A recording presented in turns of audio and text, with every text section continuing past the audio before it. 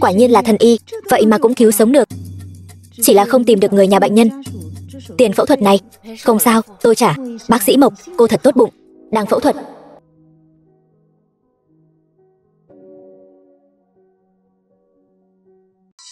Tiền người đã ngỏm mà ngươi cũng dám moi. Tiện nhân. Ngỏm rồi mà còn gây phiền phức cho ta. Không chỉ bị hại, xuyên không rồi còn bị trà xanh, hại mất mạng. Tại sao? Ngươi quả nhiên chưa ngỏm. Muốn ta ngỏm, kiếp sau đi. Ngươi điên rồi. Dám làm ta bị thương, làm ngươi bị thương. Lấy mạng ngươi cũng không đủ để xả giận. Ta muốn lấy lại từng số thịt mà ngươi đã ăn. Đừng. Vương gia. Vương gia, cứu mạng.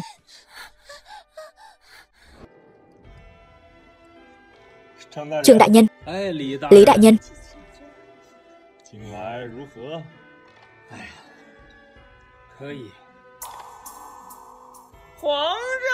Hoàng thượng giá lâm. Bái kiến phụ hoàng. Bái kiến hoàng thượng. Chúng khanh miễn lễ. Hôm nay là gia yến, mọi người không cần câu nệ. Đa tạ phụ hoàng. Ngồi xuống đi. Hôm nay là tiệc tẩy trần cho Chiến Vương. Trình quý phi, sao không chuẩn bị gì cả? Hoàng nhi. Cảnh Vương phi đâu? Nhi thần không biết. Nghe đồn Cảnh Vương phi này là một dân thường, dựa vào việc làm dược dẫn mới leo lên được vị trí Cảnh Vương phi. Hèn hạ lắm. Nghe nói nàng ta xấu xí vô cùng, nhìn thấy đã muốn nôn. Chẳng trách chẳng dám gặp ai. Khải hoàn bệ hạ, Vương phi tỷ tỷ tối qua bỗng nhiên biến mất. Bảo nàng ta chuẩn bị tiết phong yến, vậy mà lại bỏ trốn. Gan to thật. Vương gia, ngươi mau cầu xin cho tỷ tỷ đi. Đây là tội lừa gạt, không giữ được mạng đâu. Phụ hoàng. Người đâu? Bắt Cảnh Vương phi đến trước mặt trẫm. Thả ta ra. Thả ta ra mau.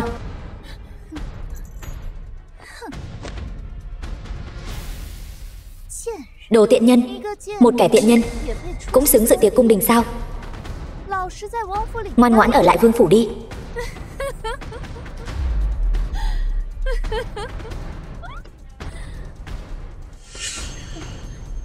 Tiện nhân, lần này ngươi toi mạng rồi. Cảnh Vương phi đến.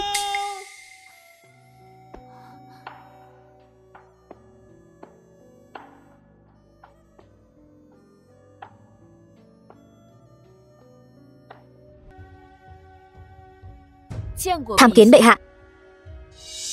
Đây chính là con nha đầu quê mùa đó sao? Sao lại xinh đẹp, kiều diễm đến vậy? Cử chỉ còn toát lên vẻ quý phái phi phàm. Đúng vậy, sao ra như vậy? Yên Trác phi kia còn không xứng sách dép cho nàng ta. Đúng vậy, bởi vì ta có bảo bối dưỡng nhan. Ta mang đến cho mọi người ở đây, mỗi người một phần.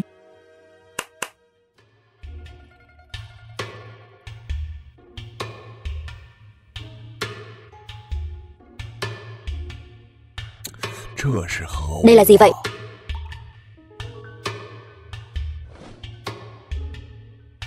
Bệ hạ, vật này gọi là mặt nạ.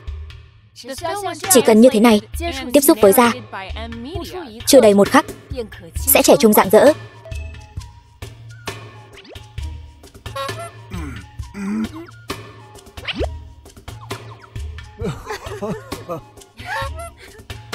Đúng là mềm mại thật. Phụ hoàng, đừng tin nàng ta. Nàng ta xưa nay toàn nói dối. Nhảm nhí. Đeo vật này lên. Không thấy có gì đặc biệt sao? Đúng vậy, nhớp nháp kinh tởm quá.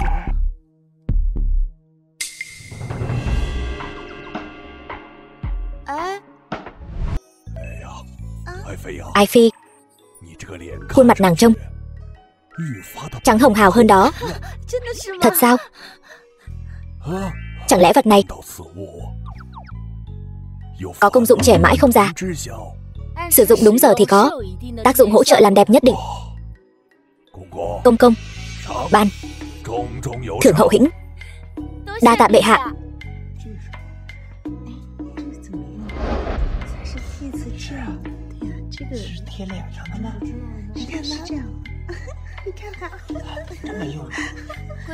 Quý phi, người hài lòng chứ? Vật này tuy tốt, nhưng Tiếp Phong Yến không có đồ ăn, không có rượu thì còn ra thể thống gì? Ta và Trinh quý phi đã âm thầm giữ lại toàn bộ số bạc. Xem ngươi hai bàn tay trắng làm Tiếp Phong Yến kiểu gì. Rượu và thức ăn tất nhiên là có. Đây là thứ quỷ quái gì đây? Mau mang đi. To gan Mộc Nhã, ngươi mang đến là yêu vật gì? Dáng vẻ dữ tợn như vậy, còn muốn giả làm mỹ thực, đùa cợt triều thần, tội đáng phải xử. Bệ hạ, vật này không phải yêu vật. Thứ này gọi là cua đồng, là món ngon, thích hợp nhất để dùng vào mùa này. Long Quốc chúng ta lại có nơi có cua đồng như vậy sao? Long Quốc tạm thời không có, nhưng quê nhà tôi có. Vậy để tôi dạy mọi người cách ăn nhé.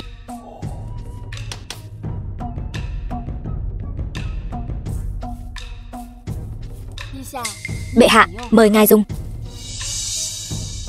To gan, ngươi muốn hại bệ hạ sao?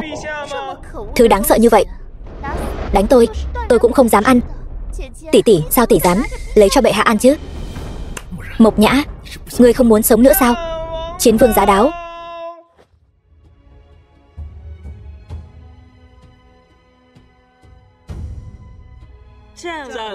Chiến vương Thiên Tuế, Thiên Tuế, Tiên Thiên Tuế. Vân Uyên, cuối cùng đệ cũng về rồi. Tốt quá. Nhưng mà Tiếp Phong Yến này, vật này có độc, không thể ăn, hương vị không tệ. Thật sao? Bổn vương may mắn 2 năm nay ở bên ngoài cung có dịp được nếm thử. Cảnh vương phi quả nhiên danh bất hư truyền. Không ngờ lại có món ăn tươi ngon đến vậy. Mộc Nhã, ngươi học được từ đâu vậy? Giờ không chê ta quê mùa nữa hả? Vương gia, gái cua tính hàn, uống canh gừng cho ấm người nhé. Cảm ơn. Truyền chỉ của trẫm, Cảnh vương phi lo liệu, Tiếp Phong Yến có công, ban thưởng hậu hĩnh. Đa tạ bệ hạ, nô tài tuân chỉ. Thưởng cho Cảnh vương phi. Mời Chiến vương ngồi.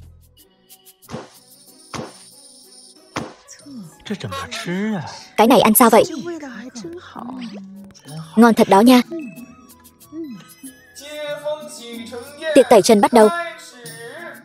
Chiến vương khải hoàn. Tiếp tẩy chân.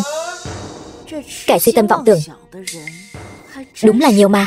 Canh tẩy chân này để Cảnh vương phi bưng lên đi. Cảnh vương phi bưng canh tẩy chân lên.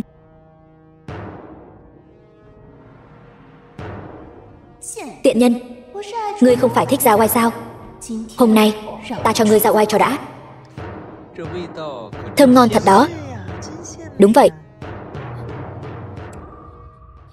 Có thích khách. Người đâu? Hộ giá.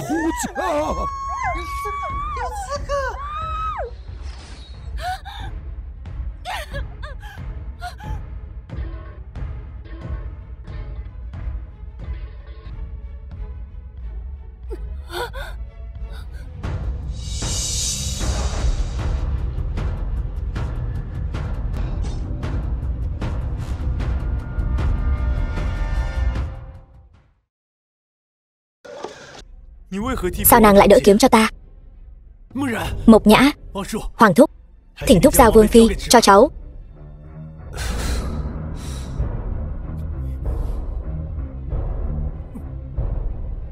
Ngự y, truyền ngự y.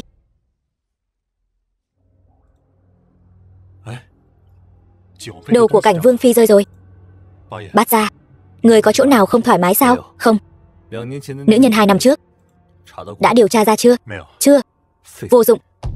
Không phải là do ngài 2 năm trước chúng độc hại 2 mắt nên không nhìn rõ dung mạo của nữ nhân đó sao? Nếu có bức họa thì đã sớm tìm ra rồi. Câm miệng. Ta hạn cho ngươi 10 ngày phải tìm ra lũ thích khách này. Tuân lệnh.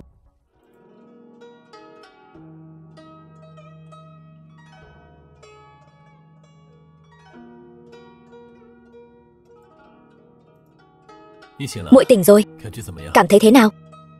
Chuyện muội liều mình cứu bắt Hoàng thúc, phụ hoàng rất cảm động, thưởng cho muội rất nhiều vàng bạc, còn có cả thuốc bổ quý giá nữa.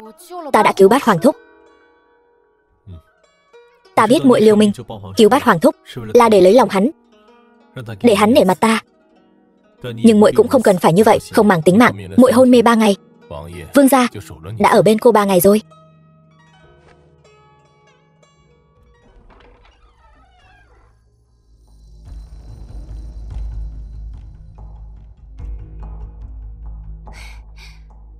Tỷ tỷ, canh sâm muội nấu cho tỷ đây.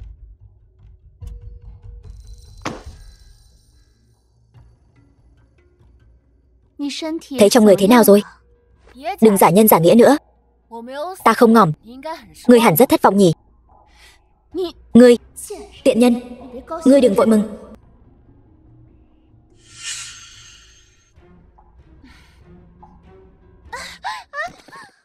Yên Nhiên, tỷ tỷ, tại sao tỷ lại đẩy ta? Khoảng thời gian này, ta thật sự không tranh sủng. Yên Nhiên,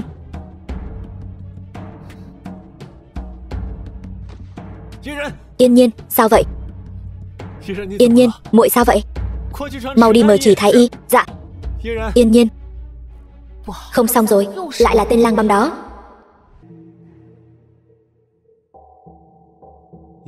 Yên Trác Phi, bệnh cũ tái phát. Vương Phi lập tức cắt thịt làm dược dẫn. Không phải trước đây nói 1 tháng 1 lần sao? Bởi vì bệnh của nàng ta vốn là giả. Còn tên lang băm này chính là đồng lõa. Ngươi nói bậy bạ gì đó? Vương Phi không hiểu y thuật, để cầu tự bảo vệ, chỉ có thể vu khống như vậy, bỉ chức và nhị phu nhân. Xem ra bổn vương không cần phải thương xót người nữa. Người đâu? Lấy dược dẫn, ta có thể chứng minh nàng ta giả vờ. Yên Nhiên còn đang chờ dùng thuốc, không có thời gian cãi nhau với ngươi. Đi thôi, Vương Phi. Đừng ép ta ra ngươi trong phòng như trước đây để lấy dược dẫn. Được, ta cắt. Nhưng ta không yên tâm để các ngươi làm bậy. Lần này ta muốn chỉ thái y đích thân làm. Tùy ngươi. Mời.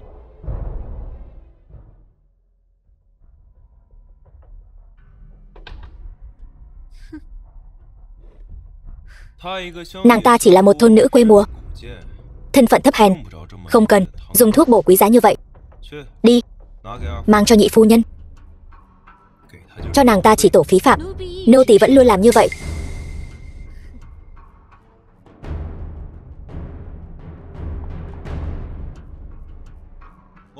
Vương Phi chuẩn bị xong chưa? Vào đi. Vương gia, Vương Phi không mở cửa. Nhị phu nhân còn đang đợi dược dẫn cứu mạng. Người xem, người đâu? Phá cửa cho ta.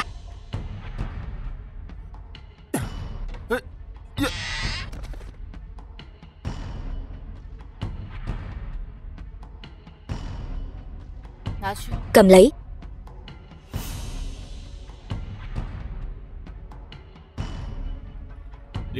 Sắc mặt nhợt nhạt thế này, chắc là chưa uống canh sâm ta chuẩn bị rồi nhỉ. Ta đến một quả kỷ tử còn chưa từng thấy, huống chi là canh sâm.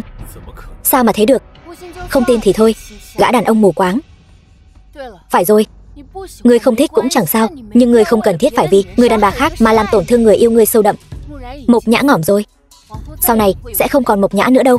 Sẽ không còn ai có đôi mắt nhìn ngươi thâm tình như vậy nữa.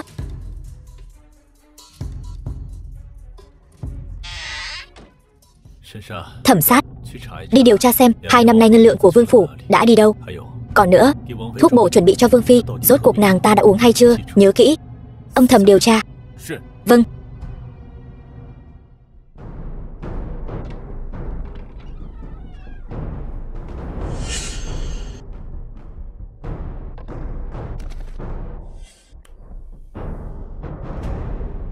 Ngươi, đồ đàn bà độc ác, ngươi moi thịt ta. Ngươi là thần y, ta moi thịt ngươi. Ta là đồ đàn bà độc ác, ngươi có thể so với ta sao? Không thể so sao? Sao nào? Ngươi không phải người sao? Vô lễ. Bản quan là ngự y của Thái y viện, cháu ruột của Trinh quý phi. Hơn nữa ngày mai Bát Vương gia muốn ta đến Kinh Vân trị bệnh. Người giam giữ ta cũng như đắc tội với Bát Vương gia. Biết điều thì mau thả ta ra. Đợi ta vạch trần chuyện Yên Trác Phi giả bệnh, ta sẽ thả ngươi ra. Nhị phu nhân dịu dàng lương thiện như vậy, tại sao ngươi cứ không chịu buông tha cho nàng ta? Ngươi cũng thích Hạ Yên Nhiên sao? Lại có thêm tên đàn ông mù quáng. Ngươi muốn làm gì? Bổn vương cho ngươi một cơ hội. Thay y phục cho bổn vương. Ta muốn ngươi cho ta cơ hội hòa ly với ngươi. Còn việc hầu hạ ngươi thì giao cho tiểu thiếp mà ngươi yêu thích làm đi.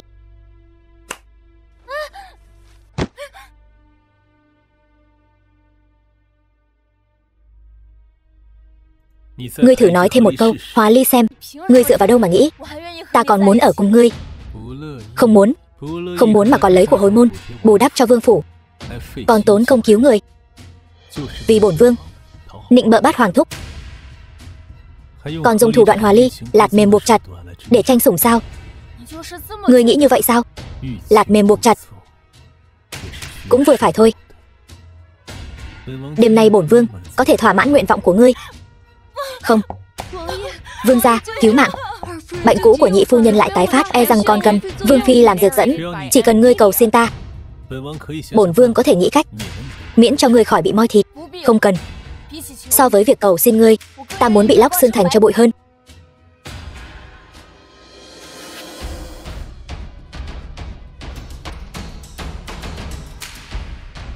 Dù sao, có phải thịt của ta đâu, muốn bao nhiêu cũng được. Mộc Nhã, ngươi thật to gan. Chỉ Trung Vân, nghiệp chướng do ngươi gây ra, tự ngươi đi mà trả.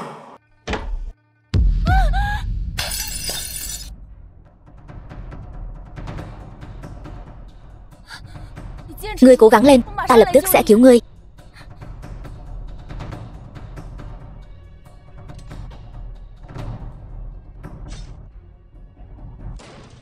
Tỷ tỷ, Mộc Nhã. Mộc Nhã, ngươi thật to gan. Tỷ tỷ, ta dẫn vương gia tới đây chỉ để nói cho ngươi biết ta không sao rồi. Ngươi không cần làm dược dẫn nữa. Ngươi đang chỉ thái y, e là không qua khỏi đêm nay. Ngươi đồ độc ác, tại sao phải làm như vậy? Gã đàn ông tệ bạc, ngươi hãy nhìn cho rõ. Ta trong sạch, ta đang cứu hắn, trong sạch. Ngươi giam cầm chỉ thái y trong khuê phòng 2 ngày 1 đêm, trai đơn gái chiếc, còn nói trong sạch. Đều tại Yên Nhiên thường xuyên phát bệnh, làm hỏng chuyện tốt của tỷ tỷ và vương gia. Tỷ tỷ mới là người dục cầu bất mãn, hành vi sai trái, sao có thể trách nhị phu nhân? Rõ ràng là phu nhân chắc nết. 2 năm nay lén lút không biết đã câu dẫn bao nhiêu người.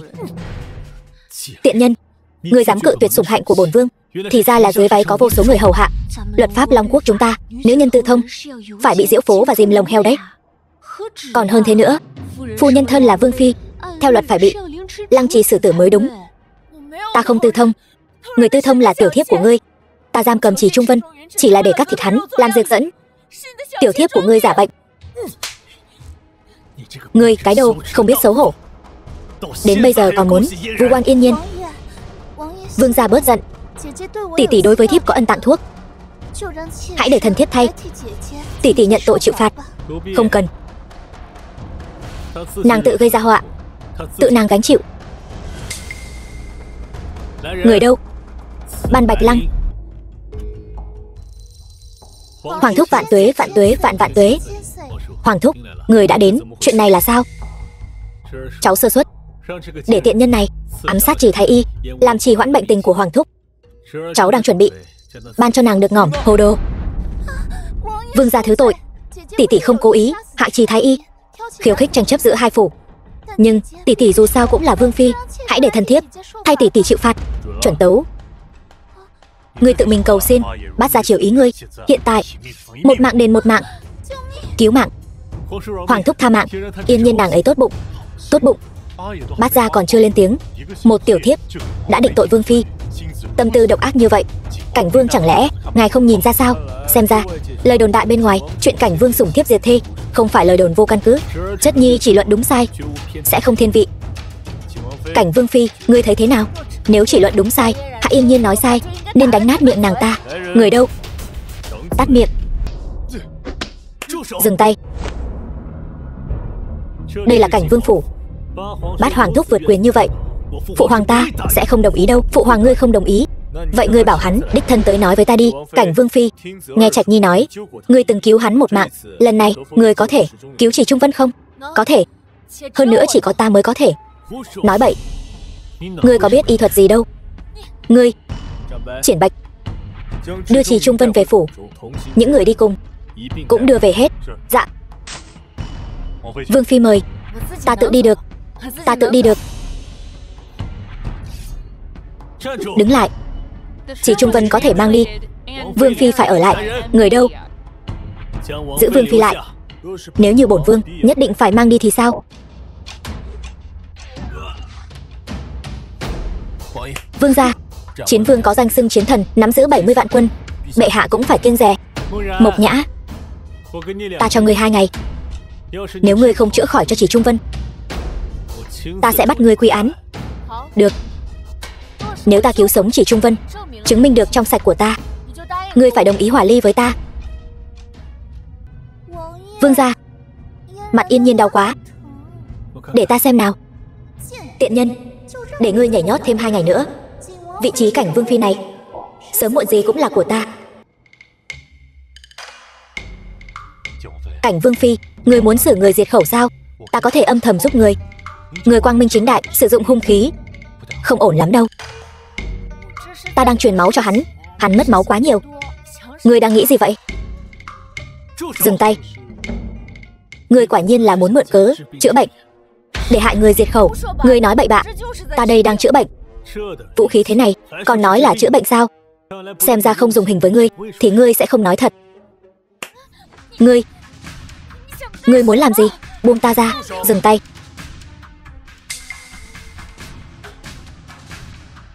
Bát Hoàng thúc, ngươi lại muốn lo chuyện nhà của ta sao? Bệ hạ tiến cử Chỉ Trung Vân chữa bệnh cho ta. Vậy thì Chỉ Trung Vân không còn là chuyện nhà của ngươi nữa. Ngươi, Lăng Thiên Hạo, ngươi la lối cái gì? Ta có hại người hay không? Đợi Chỉ Trung Vân tỉnh lại sẽ rõ. Ngự y đều đoán chắc Chỉ Trung Vân không qua khỏi. Một thôn phụ quê mùa như ngươi thật sự có thể cải tử hoàn sinh hay sao? Đúng vậy, ta có thể. Khẩu khí lớn đó. Nếu ngươi thật sự có thể cứu sống Chỉ Trung Vân, mỗi ngày ta sẽ quỳ 3 lần dập đầu 9 lần, tôn ngươi làm chủ tử. Được thôi. Sau khi hòa ly, có vương gia làm nô tài, ta thấy cũng được đó. Vô lễ. Thắp nhanh. Nếu trong vòng 1 nén nhang cô ta không cứu được Chỉ Trung Vân thì đem tiện nhân này lăng trì xử tử.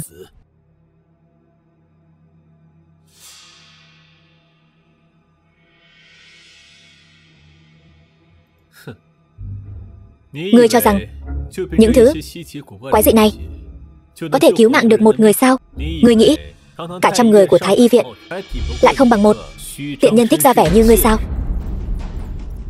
Thời gian đã hết.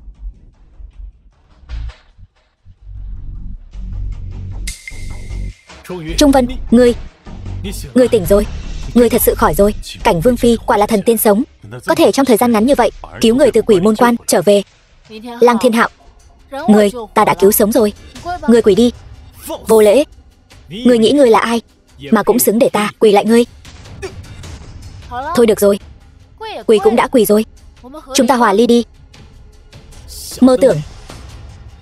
Tuy ngươi đã cứu sống Chỉ Trung Vân, nhưng ngươi khó thoát tội che giấu gian tình, mưu sát Chỉ Trung Vân. Ta đã nói rồi, ta không hại hắn, còn chối cãi. Chỉ Trung Vân, nói đi, là ai đã hại ngươi? Là Chỉ Thái Y. Ngươi hãy yên nghỉ. Ta tin tỷ tỷ nhất định sẽ không cố ý hại ngươi. Người ta còn chưa ngỏm mà khóc cái gì? Ngươi đã dặn tôi đến Chiến Vương phủ, chẳng lẽ không phải để gặp Chỉ Trung Vân lần cuối? Ta biết Chỉ Trung Vân sẽ tỉnh vào lúc này, nên đã sai người gọi ngươi đến. Cái gì? Chỉ Thái Y may mắn quá. Tốt quá rồi. Chỉ Trung Vân, nói, là ai hại ngươi?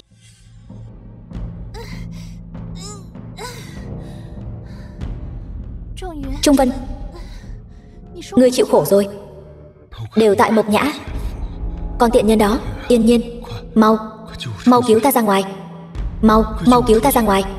Trung Vân, hiện tại ta không thể thả ngươi ra ngoài. Ngươi có nguyện ý giúp ta lần cuối cùng? Ta nguyện ý, cho dù là vì ngươi mà ngỏm, ta cũng nguyện ý. Ta biết ngươi sẽ nguyện ý mà.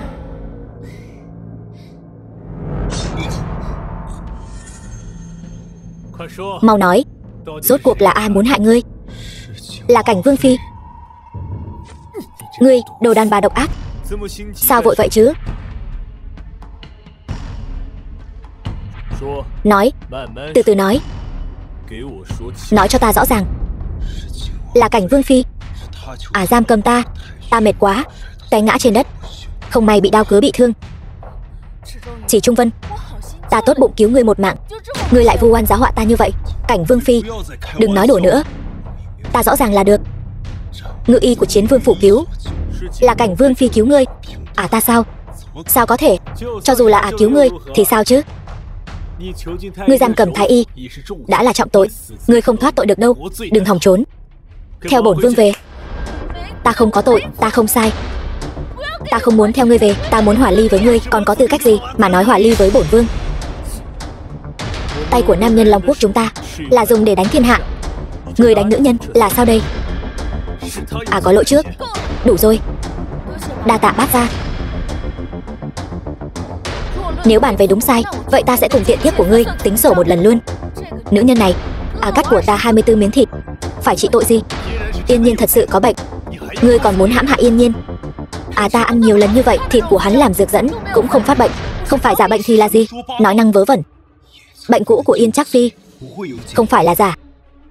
Hơn nữa, bắt buộc phải dùng huyết nhục của Vương phi làm dược dẫn mới được. Cho Yên Trác phi ăn thịt của ta sẽ hại Yên Trác phi đó. Mộc Nhã, ngươi, cái tên này, mở to mắt nhìn đi. Ngỏm chưa? Bên ngoài dĩ nhiên không nhìn ra được, nhưng bên trong nhất định. Mau nói đi, căn bệnh này khỏi lúc nào vậy? Vương gia, nếu thần thiếp biết bệnh đã khỏi, sẽ không dùng Vương phi tỷ tỷ làm dược dẫn nữa. Nghe thấy chưa? Yên Nhiên không biết thôi. Được, chuyện này xem như nàng ta không hay biết. Vậy nàng ta tham ô 1000 vạn lượng bạc ta để ở phủ, đáng tội gì? Sao lại có chuyện như vậy? Không tin thì gọi Triệu quản gia đến đối chất. Chỉ thái y chẩn đoán ra Yên Trác phi đã khỏi hẳn, chắc hẳn sẽ không tái phát nữa chứ. Vương phi tỷ tỷ nói đúng. Yên Trác phi nói ngươi lấy 1000 vạn lượng bạc. Hiện giờ vương gia muốn xử tử ngươi. Vương gia ngoan quá. Những chuyện này đều do Yên Trác phi làm, không liên quan đến ta. Yên Nhiên, thật sự là muội làm sao? Vương gia, xin người nghe thần thiếp giải thích. Số tiền này thật ra là Trinh quý phi muốn. Thần thiếp sợ vương gia lo lắng nên mới tự ý quyết định. Nếu thần thiếp lấy 1 đồng, nguyện chịu ngàn đao vạn kiếm. Số bạc cuối cùng quả thực là đã đưa đến chỗ Trinh quý phi. May mà không nói cho Triệu quản gia, là ta đưa bạc để lấy lòng quý phi.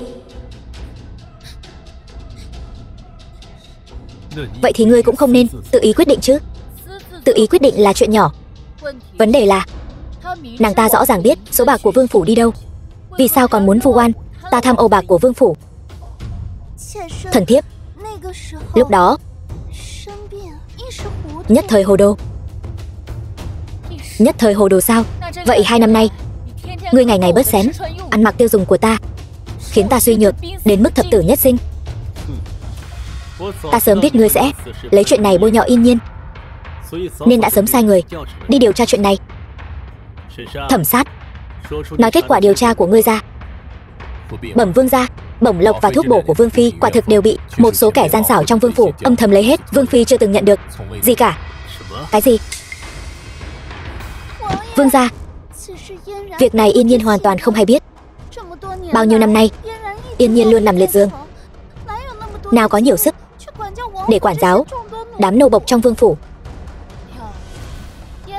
Yên Trác phi mê man 2 năm sao? Việc lấy thịt ta làm dược dẫn, ngươi ăn trong mơ sao? Ngươi, cái đồ tiện nhân này, bây giờ sao lại trở nên đánh đá chua ngoa thế này? Đủ rồi. Ngươi nhất định phải khiến nàng ấy mất mặt trước mặt mọi người sao? Là ngươi mù quáng, không phân biệt phải trái, còn muốn trách ta độc ác sao? Rõ ràng là ngươi ép người khác. Ngươi, quy củ của Cảnh Vương phủ đúng là khiến bổn vương mở mang tầm mắt, đem những kẻ nô bộc đó mỗi tên đánh 30 trượng đuổi ra khỏi phủ. Khôi phục toàn bộ chi tiêu của Vương phi ở Vương phủ, nàng ngang hàng với bổn vương. Rõ. Còn Yên Trác phi, Yên Trác phi cấm túc 1 tháng để tĩnh tâm. Vâng. Thần thiếp nhất định đóng cửa sám hối. Cho lui xuống đi. Vâng. Vậy thôi sao? Hồi phủ với bổn vương, ta không về. Ta đã trừng phạt Yên Nhiên rồi. Nàng còn gì bất mãn? Tôi muốn hòa ly với chàng. Chàng không chịu, vậy ta sẽ dọn ra khỏi Cảnh Vương phủ. Vớ vẩn. Bát gia, Long quốc chúng ta có luật nào quy định vương gia và vương phi phải sống cùng nhau không? Không có. Vậy chẳng phải là được rồi sao? Hơn nữa, ta sẽ tự tiêu tiền của ta. Thần tiên tỷ tỷ, Nhất Trạch. Thần tiên tỷ tỷ, sau khi người dọn khỏi Cảnh Vương phủ, định đi đâu? Tôi muốn mở một y quán, phát huy sở trường của mình. Ở Long quốc chúng ta, nữ tử đều ở nhà, chăm sóc chồng con. Người lộ diện như vậy, bị người ta gièm pha thì sao? Vẫn hơn là ở trong phủ, cùng đám nữ nhân đó đấu đá qua lại. Tỷ tỷ, người muốn nam nhân như thế nào? Nam nhân, đừng nói mấy thứ xui xẻo này nữa. Không sao, Nhất Trạch, người còn trẻ con. Tỷ tỷ, người có bạc để mở y quán không? Không có, số bạc mang theo đều bị nguyên chủ bù đắp cho tên cha nam rồi. Bây giờ lại liên lạc không được, phụ hoàng mẫu hậu lấy đâu ra bạc để mở y quán? Đem 500 cửa tiệm tốt nhất ở Nam Thành cho nàng ta chọn. Nếu không thích thì xây lại cho nàng ta. Cái gì? Vâng. Cái này Bát vương gia tặng cho người. Cái này. Vậy coi như Bát gia đầu tư đi. Từ nay về sau, hắn chính là kim chủ của ta. Kim chủ gì? Người có thể hiểu là đương gia chủ tử. Có một y quán khai trương. Có một y quán khai trương rồi. Thần tiên tỷ tỷ, khám chữa bệnh miễn phí 3 ngày, tạo phúc cho bách tính, ân huệ khắp nơi. Mau đến khám bệnh nào. Cảnh Vương phi này không chỉ y thuật cao siêu mà còn nhân hậu. Đúng là người tốt. Không được, chúng ta phải đi xem thử. Có một y quán khai trương. Thần tiên tỷ tỷ, khám chữa bệnh miễn phí 3 ngày, tạo phúc cho bách tính, ân huệ khắp nơi. Mau tới khám bệnh nào. Chỉ cần ngươi uống thuốc đúng giờ là được. Cảm ơn đại phu. Cảnh Vương phi, người thật tốt bụng. Người tiếp theo. Tránh ra. Đi đi. Các người muốn làm gì? Đường đường là Cảnh Vương phi, vậy mà lại lộ mặt ở ngoài, tự cam hạ tiện. Truyền ý chỉ của quý phi nương nương, đập nát nơi ổ ấy này. Đưa Vương phi đi. Dừng tay. Ý chỉ của nương nương, người dám kháng chỉ? Đưa Vương phi đi. Chán sống hả? Rõ ràng là ta đã cứu hắn, tại sao ngươi còn đánh ta? Mấy chữ bẻ đôi không biết, tiện dân hạ đẳng. Chuyện chữa bệnh cứu người này ai tin? Trình quý phi đúng là đãng trí. Mấy hôm trước còn bảo Hạ Yên Nhiên tham ô 1000 vạn lượng bạc của hồi môn của ta, bây giờ lại nói ta là tiện dân hạ đẳng. Vô phép. Bổn cung lấy bạc của Hoàng Nhi ta. Một kẻ không cha không mẹ như ngươi, hạng người hạ đẳng như ngươi, có được mấy đồng tiền làm của hồi môn? 60 triệu lượng. Cả vương phủ đều được ta nuôi. Vô phép. Đúng là ăn nói hàm hồ, tội đáng phải xử. Ngươi tham ô bạc của ta, còn đánh ta. Còn vương pháp không hả? Ta muốn bẩm báo với bệ hạ để phân xử. Người đâu? Mang kẻ ăn nói hàm hồ, không hiểu tôn ti này lôi xuống dạy dỗ cho ta. Ta muốn gặp bệ hạ để phân xử. Mẫu phi. Thiên Hạo, cuối cùng con cũng tới rồi. Nếu con mà không tới, mẫu phi sẽ bị ta ức hiếp mất. Mộc Nhã, người rốt cuộc đã làm gì mẫu phi của ta? Sao không hỏi mẫu phi của ngươi đã làm gì ta? Xem kìa, đúng là ăn nói cay độc. Lúc trước mẫu phi đã nói rồi, ta không xứng. Bây giờ bệnh của Yên Nhiên cũng đã khỏi, chi bằng mau chóng hưu ta đi. Mẫu phi, ta đã cưới nàng rồi, chỉ cần nàng không phạm lỗi lớn, ta sẽ không bỏ nàng. Nàng chỉ không hiểu quy củ. Nếu đã vậy, vậy thì để nàng ở lại hoàng cung. Bổn cung sẽ dạy nàng ta quy củ. Ta không muốn. Lập tức dọn về vương phủ. Bổn vương sẽ đưa nàng ra khỏi cung, miễn cho nàng khỏi quy củ. Ta không muốn về vương phủ, cũng không muốn học quy củ ở đây. Được, đây là do nàng tự chuốc lấy. Mẫu phi, vậy thì làm phiền mẫu phi rồi. Mộc Nhã ngang bướng. Mẫu phi phải tốn nhiều tâm tư rồi. Lăng Thiên Hạo, ngươi đứng lại cho ta. Nếu Thiên Hạo không chịu hòa ly với ngươi, vậy bổn cung sẽ phải nghĩ cách khác. Ngươi muốn làm gì? Nếu Thiên Hạo không có lý do để hòa ly, vậy bổn cung sẽ cho hắn một cái bất hiếu hữu tam, vô hậu vi đại. Người đâu? thưởng cho nàng canh tuyệt tự. Không. Bệ hạ giá lâm, còn không mau đổ thuốc vào trong chén canh. Ta cảnh cáo ngươi, giữ mồm giữ miệng, nếu dám nói bậy sẽ lấy mạng ngươi. Cảnh vương phi y thuật cao minh, bổn vương tiến cử nàng chữa bệnh cho Sở hoàng hậu. Cảnh vương phi, ngươi thật sự có bản lĩnh này sao? Phải xem qua, hoàng hậu nương nương mới biết được. Cũng được, nếu thật sự như bát vương gia nói, ngươi có thể chữa khỏi cho hoàng hậu, để hoàng hậu sinh hạ long tự. Trẫm có thể đáp ứng một điều kiện với ngươi. Đa tạ bệ hạ. Đứng dậy đi. Bệ hạ, Trinh quý phi nương nương đã chuẩn bị cho hoàng hậu nương nương thang thuốc thượng hạng. Ở trong chén canh này, chúng ta cùng mang đến cho hoàng hậu nương nương. Bệ hạ, thang thuốc này là của thiếp, của hoàng hậu nương nương, vẫn còn ở trong bếp. Thuốc nguội thì dược tính sẽ không tốt, chỉ bằng quý phi nương nương mau uống đi. Chúng ta cùng nhau đi thăm hoàng hậu nương nương. Quý phi nương nương quán xuyến lục cung, vất vả lắm rồi, đến cả việc uống thuốc cũng quên mất. Ai phi, bây giờ trẫm ở đây nhìn nàng uống hết. Uống xong thì nghỉ ngơi cho khỏe, không cần đi cùng nữa.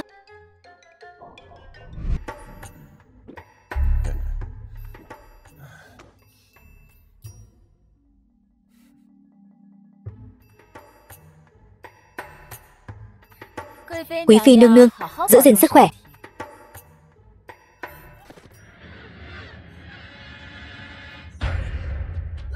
Người đâu? Mau tới đây. Đâu hết rồi?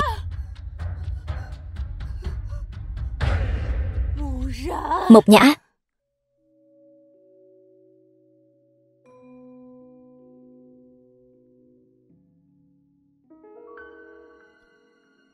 Cảnh vương phi, hoàng hậu mang thai 5 năm, chẳng thấy động tĩnh gì. Ngươi có năng lực bảo đảm cho hoàng hậu thuận lợi sinh hạ hoàng tử không? Khởi bẩm bệ hạ, hoàng hậu nương nương chưa từng mang thai.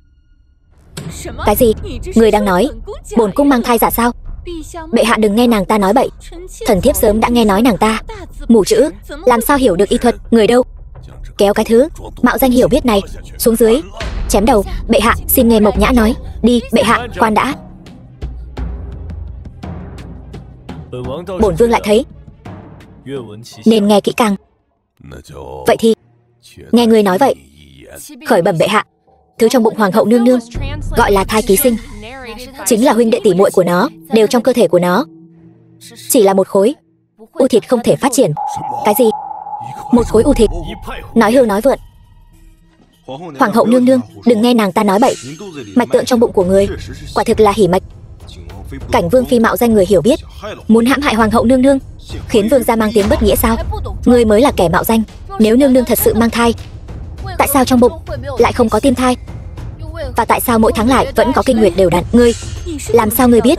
Bởi vì ta là đại phu, hiện tại chỉ có ta mới có thể cứu nương nương. Nương nương đừng bị nàng ta lừa gạt. Tình trạng cơ thể của người hỏi thăm một chút là biết ngay. Người đàn bà ngu dốt này nói năng lung tung. Trong bụng nương nương rõ ràng là lòng tự trời ban. Ta khinh. Trong bụng nương nương rõ ràng là thai ký sinh. Nó đã chèn ép đến lục phủ ngũ tạng của nương nương, khiến nương nương đêm không thể ngủ, ăn không ngon, tính mạng nguy kịch. Người dám nguyền rủa hoàng hậu nương nương. Vương phi, người thật to gan. Ta không có. Câm miệng. Người còn nói năng lung tung ở đây. Theo bổn vương về. Bổn vương lại có hứng thú nghe xem cảnh vương phi này định trị liệu như thế nào. Cần mổ bụng lấy ra. Cái gì? Ngươi muốn mổ bụng bổn cung? Điên rồi. Bụng người sao có thể mổ ra được? Ngươi muốn mưu hại hoàng hậu nương nương sao? Ta không nói bừa. Trong vòng 3 ngày phải mổ bụng nương nương, lấy khối u thịt ra. Nếu không, tính mạng khó giữ được. Im miệng. Ngươi còn nói nữa thì sẽ không ai bảo vệ được ngươi đâu. Bổn vương thấy chỉ Trung Vân và lời cảnh vương phi nói đều có lý riêng.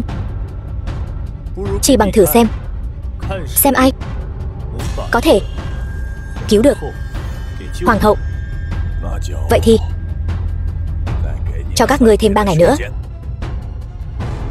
Nếu ngươi còn dám nói năng bậy bạ, làm tổn thương hoàng hậu của trẫm, trẫm nhất định sẽ chém đầu ngươi.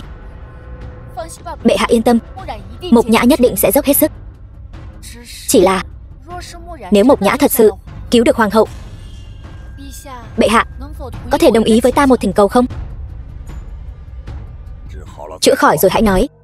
Điều đáng sợ nhất giữa thầy thuốc và bệnh nhân chính là sự không tin tưởng. Mối quan hệ giữa thầy thuốc và bệnh nhân, ngươi định dùng những lời này để trả lời hoàng thượng sao? Đương nhiên là không. Thế nhưng ta cũng không biết dùng cách nào để hoàng hậu đồng ý cho ta lấy khối u thịt từ trong bụng bà ấy.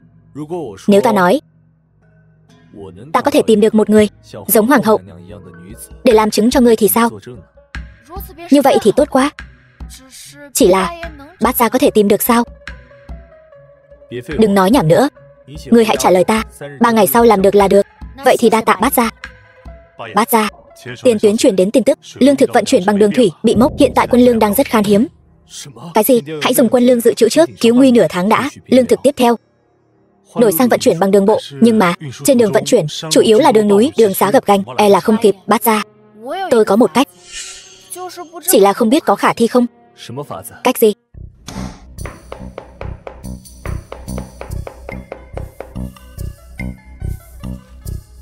Đây là vật gì? Cái này gọi là mì sợi. Nó có thể bảo quản trong thời gian rất dài, nhưng khi gặp nước sôi có thể làm mềm và nấu chín.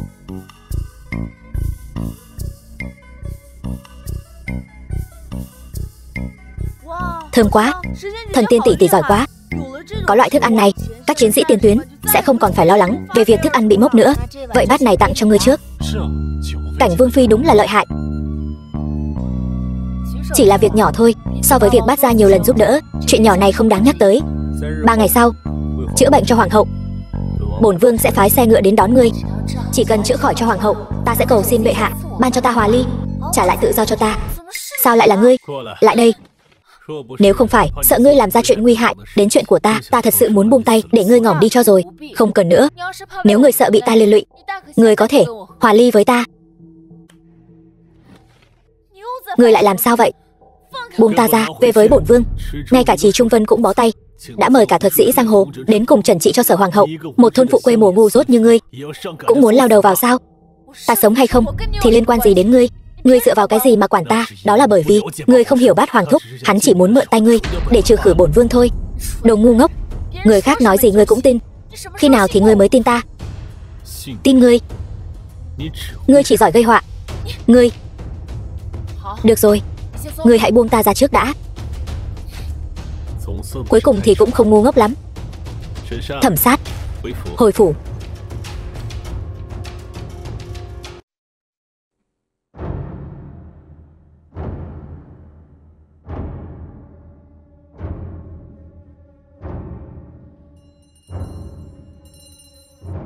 The film was translated and narrated by M Media.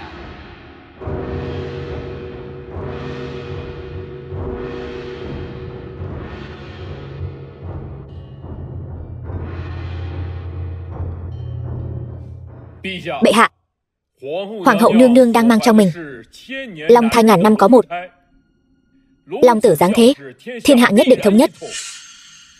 Thật vậy sao? Đúng vậy. Kẻ nào không biết điều lại dám nói là khối u thịt, thật sự là đáng xử. Mau đem kẻ không biết điều này đến đây cho trẫm.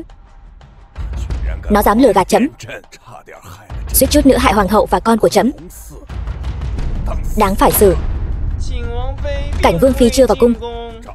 Tìm. Sau khi tìm được, lập tức xử ngay tại chỗ. Dạ.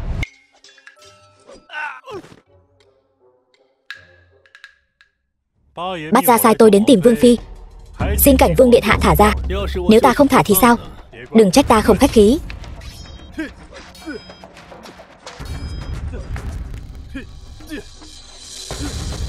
Triển Bạch, mau chạy. Ngươi không đánh lại hắn đâu. Không muốn ngỏm thì cút nhanh đi. Vương phi, ta sẽ quay lại. Khoan đã. Thay bổn vương chuyển lời cho Bát Hoàng thúc, có chuyện gì thì nhắm vào ta, đừng lợi dụng nữ nhân.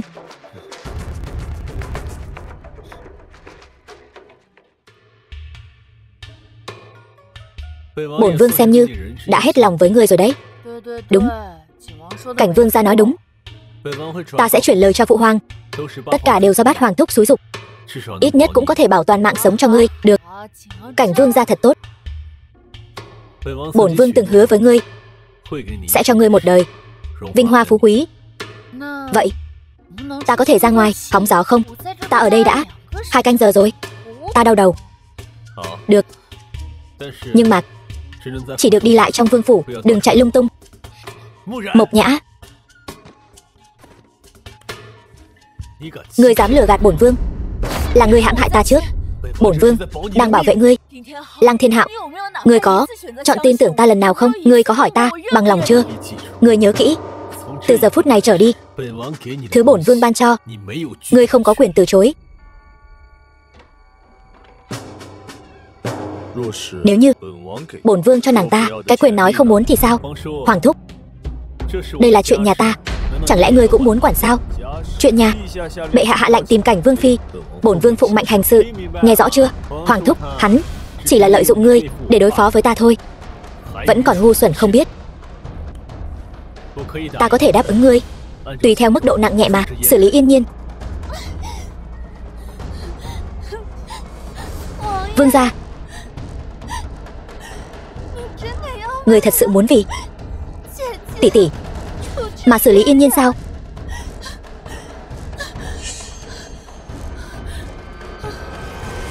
Đa tạ Bát gia.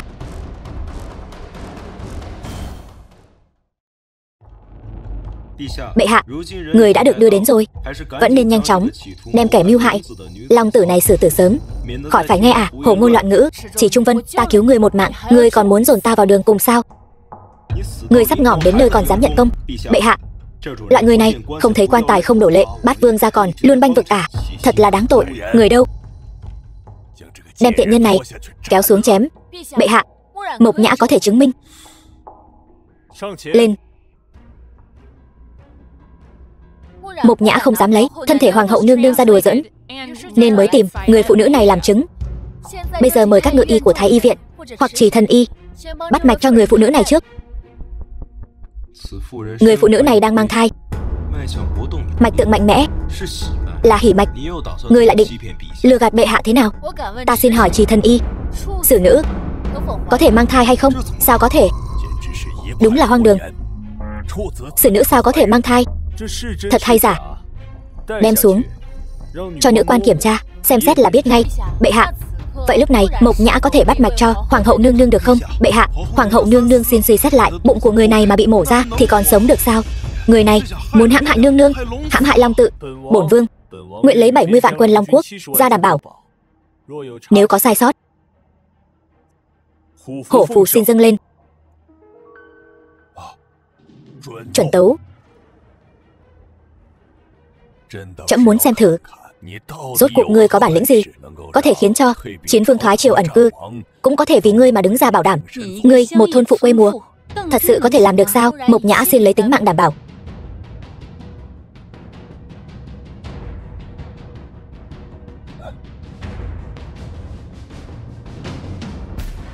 Hoàng hậu sẽ không sao đâu.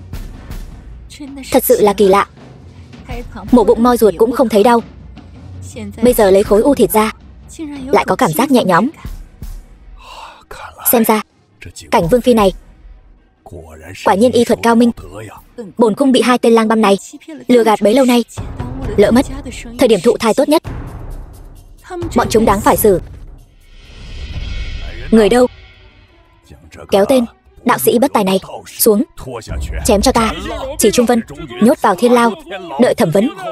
Bệ hạ, bệ hạ, Cảnh Vương phi lần này nàng cứu hoàng hậu có công, muốn thưởng gì? Nhi thần đến muộn để Mộc Nhã gây ra đại họa. Phụ hoàng, Mộc Nhã nàng chỉ là một thôn phụ quê mùa vô tri, nếu không phải có kẻ xúi giục chắc chắn sẽ không như vậy. Gian nhân mà Cảnh Vương nói tới chẳng lẽ là chỉ bổn vương sao? Bổn vương vì sao phải xúi giục vương phi của ngươi? Hoàng thúc rõ như ban ngày, bởi vì Chỉ Trung Vân bị thương không thể giải độc cho hoàng thúc nên sinh lòng oán hận, muốn mượn tay Mộc Nhã đối phó với Cảnh Vương phủ của ta. Lý do này vẫn chưa đủ sao? Xem ra Cảnh Vương thật sự không hiểu vương phi của mình, cũng không hiểu Chỉ Trung Vân, quả thực xem thường. Chỉ thần y, lòng dạ tiểu nhân đau lòng quân tử, còn vu oan giá họa cho Bát vương gia. Các ngươi đang nói gì vậy? Tên cha năm này, lần này hắn làm mất mặt. Phụ hoàng, Chỉ Trung Vân, tên lang băm đó cũng lừa ngươi luôn rồi. Phụ hoàng, ngươi nói gì? Y thuật hắn kém cỏi, Ngay cả hoàng hậu có bệnh hay có thai cũng không nhìn ra, còn gọi một tên đạo sĩ đến lừa bịp. Trẫm đã định tội bọn chúng, tội khi quân, chọn ngày xử trảm. Sao có thể? Là thật đó, vương gia. Hơn nữa, hoàng hậu nương nương là do ta cứu. Ngươi có bản lĩnh này sao?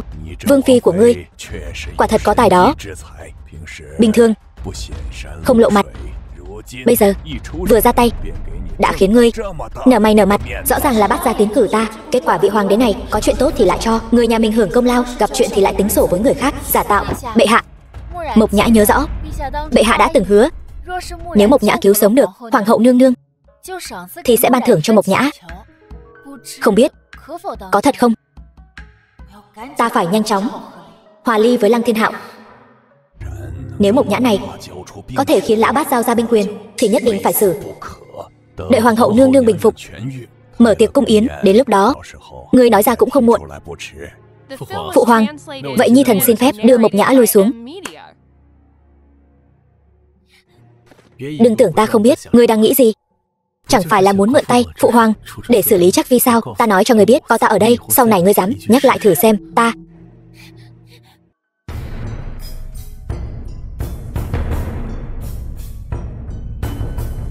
thực sự không tránh được Lục hoàng huynh của ta rồi.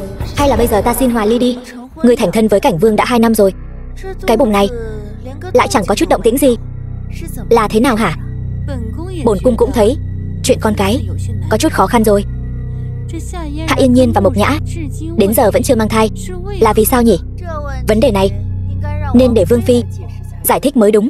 Nam Tinh Quốc thất công chúa tôn quý vô cùng, Mộc Huyền Chu, vậy mà lại bị làm nhục như thế. Nhất định phải cho bọn họ biết thân phận của Mộc Nhã, để bọn họ phải hối hận.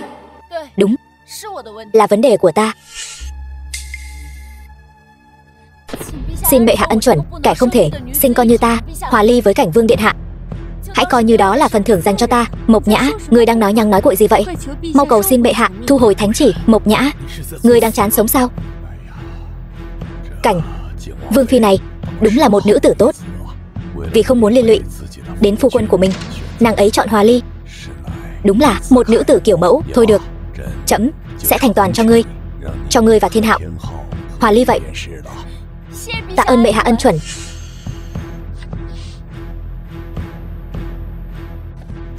Phụ hoàng, nhi thần không hòa ly.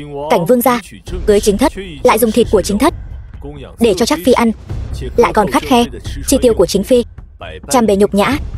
Hành vi sủng thiếp diệt thê như vậy sẽ làm rối loạn triều cương, khiến dân chúng phẫn nộ. Vớ vẩn. Lời hoàng thúc nói có bằng chứng gì? Hôm đó Cảnh Vương phi đã gọi Triệu quản gia đến trước mặt ngươi và Yên Trác phi, ngay trước mặt bổn vương. Kết quả đối chất rõ ràng như vậy, chẳng lẽ còn cần bổn vương nhắc lại cho ngươi nhớ sao? Chuyện này, đây là chuyện nhà của ta. Bát hoàng thúc lao hơi nhiều rồi đấy. Cảnh Vương gia quên rồi, bổn vương được tiên hoàng ban cho quyền nhiếp chính. Hành vi tàn bạo của ngươi như vậy, theo luật lệ của tổ tông đã đặt ra, là có thể phế truất thân phận hoàng tộc của ngươi. Hoàng đệ nặng lời rồi. Trẫm cho phép họ hòa ly là được mà.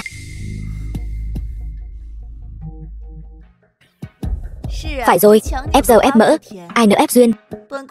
Bổn cung đã từng nói, Mộc Nhã này xuất thân quê mùa, không thích hợp. Về sau muốn chọn, phải chọn người có thân phận như thất công chúa Nam Tinh Quốc, như vậy mới có thể viên mãn hạnh phúc.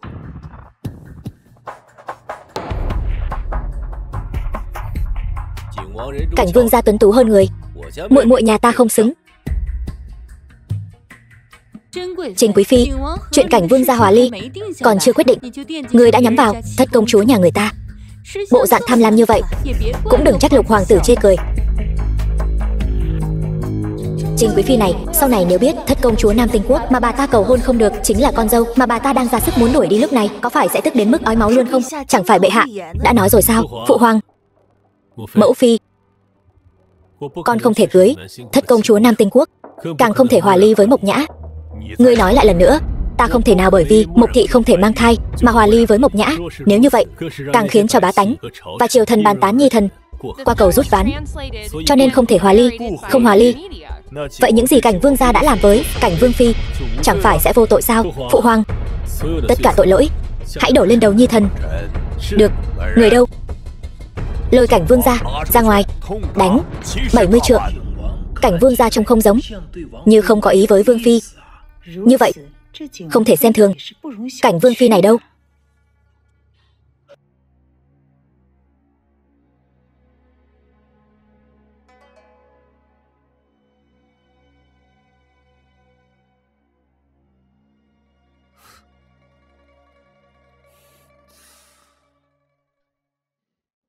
Ta đưa nàng đi y quán, không làm phiền Bát gia. Tôi chưa hòa ly thành công mà cùng Bát gia ngồi chung xe, e là sẽ làm tổn hại thanh danh của Bát gia. Ta sẽ giúp nàng sớm hòa ly. Đừng hòng. Tại sao phải đến đại điện rồi nói trước mặt mọi người rằng nàng không thể sinh con? Ngươi có biết tội khi quân là gì không? Ta vốn đã không thể mang thai, sao lại là tội khi quân? Sao có thể? Chỉ Trung Vân lại đây bắt mạch cho Vương phi. Chỉ Trung Vân, hắn không phải đã bị bệ hạ đánh ngỏm rồi sao? Hắn là cháu ngoại của mẫu phi ta. Phụ hoàng làm sao có thể xử hắn? Huống chi bổn vương còn muốn giữ hắn lại để chữa bệnh cho Yên Nhiên, nên mới cầu xin cứu hắn ta. Cuối cùng ta cũng biết cái tính chẳng phân biệt phải trái này của các ngươi là di truyền từ ai rồi.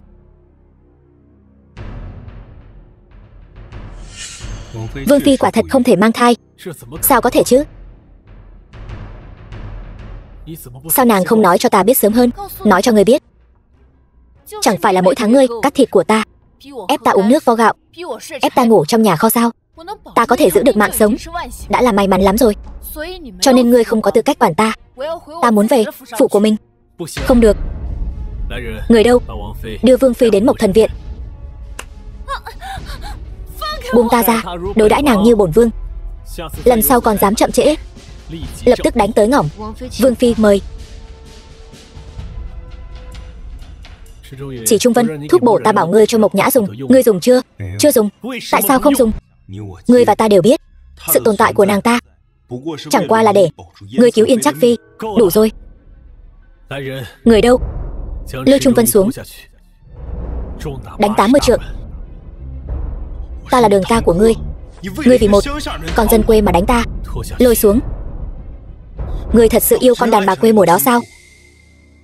Không thể nào. Không thể nào.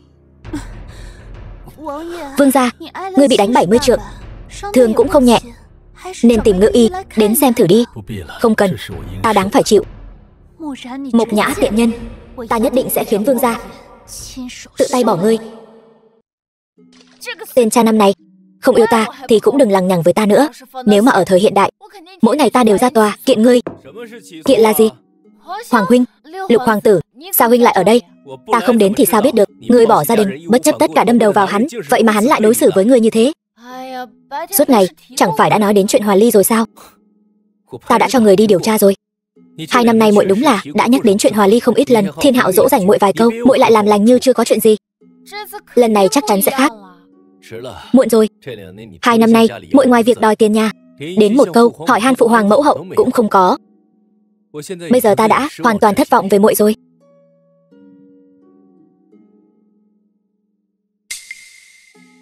Thư đoạn tuyệt chỉ còn mỗi ngươi. Ta không ký. Huynh cho muội thêm một cơ hội nữa đi mà. Ngươi đừng hòng dùng thân phận thất công chúa Nam Tinh Quốc để níu kéo Cảnh Vương ra. Ký xong thư đoạn tuyệt, ta sẽ phái người đến lấy. Vương phi tỷ tỷ, Lục hoàng tử đến phủ là để tìm Trì Trung Vân cầu y. Sao ngươi có thể thừa cơ cầu dẫn Lục hoàng tử chứ? Lục hoàng tử, Vương phi tỷ tỷ nhất thời hồ đồ, mới làm ra chuyện vượt khuôn phép. Xin ngài đừng giận, được không? Ngươi thân phận gì vậy? Ngươi là ai mà dám ở đây nói chuyện với ta như vậy? Tôi là Yên Trác phi của Cảnh Vương phủ. Phụ thân tôi là Lại Bộ thượng thư. Không biết Vương phi tỷ tỷ đã làm chuyện gì mà khiến ngài tức giận đến vậy. Mong ngài bớt giận. Cứu mạng, Lục hoàng tử muốn hại người. Cảnh Vương gia đến rồi, mau dừng tay.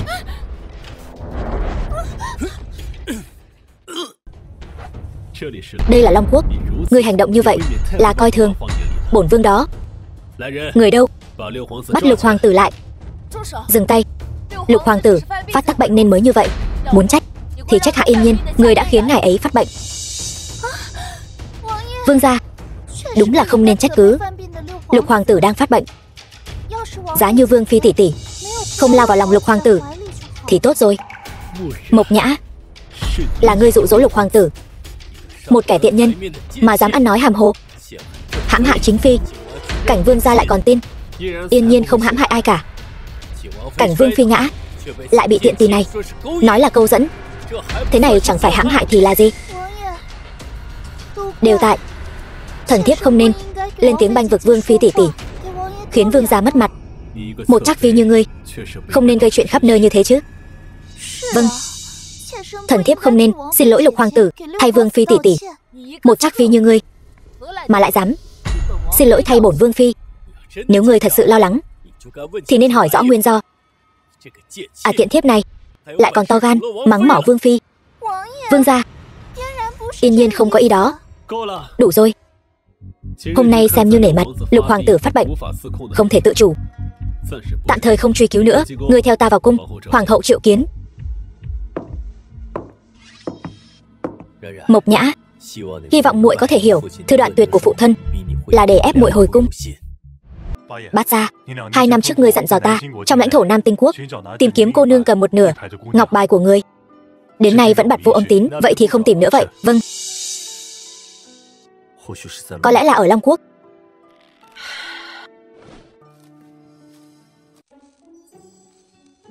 Thân thể của nương nương cũng gần ổn rồi. Vậy thì ta và nương nương nói về tư thế và thời điểm dễ thụ thai nhé. Xấu hổ quá đi thôi, ta không nghe đâu. Còn nữa không? Thật sao? Ngươi nói chậm thôi, bổn cung nhớ không nổi. Hôm nay ngươi điều dưỡng thân thể cho bổn cung cũng mệt cả ngày rồi. Mau về nghỉ ngơi đi. Đa tạ nương nương quan tâm. Cung tiễn nương nương.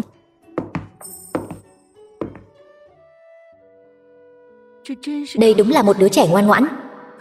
Tiếc là không có gia thế, chỉ có thể dựa vào sự sủng ái của phu quân để ngồi vững ngôi vị vương phi. Bổn cung giúp ngươi một tay vậy.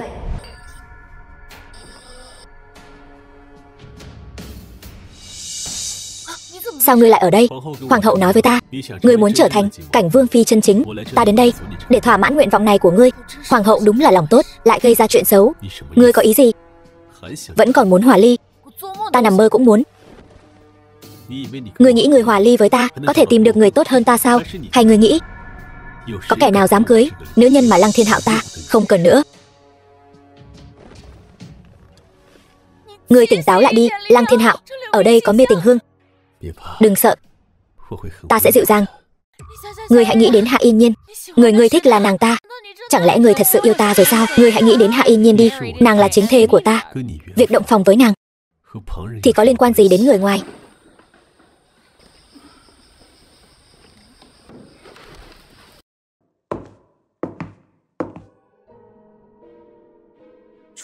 Sở hoàng hậu làm khéo quá hóa vùng. Con ả đó lại chạy mất. Bây giờ ngươi đi tìm ả ngay đi, lột sạch quần áo của ả ta, rồi tìm thêm vài thị vệ hầu hạ ả ta cho tốt. Vâng. Vậy để Yên Nhiên hầu hạ chàng cho tốt.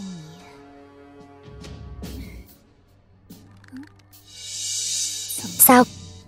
Vẫn chưa thể động phòng?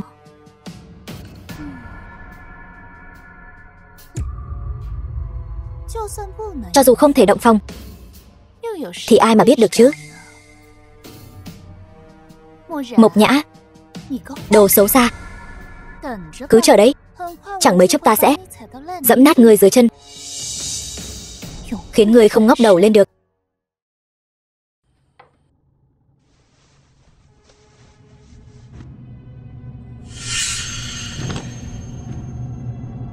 Mộc Nhã, ngươi làm sao vậy?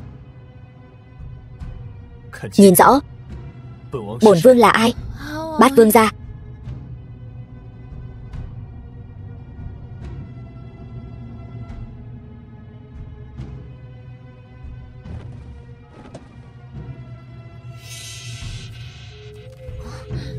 Kỳ lạ. Người đâu rồi? Cứu ta. Người bị trúng độc, đi ngang qua chỗ ta. Sợ ngươi tỉnh lại sẽ hối hận.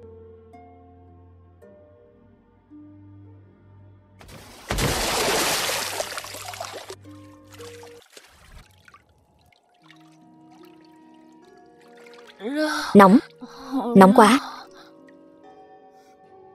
Chốc nữa nàng sẽ không thấy nóng nữa.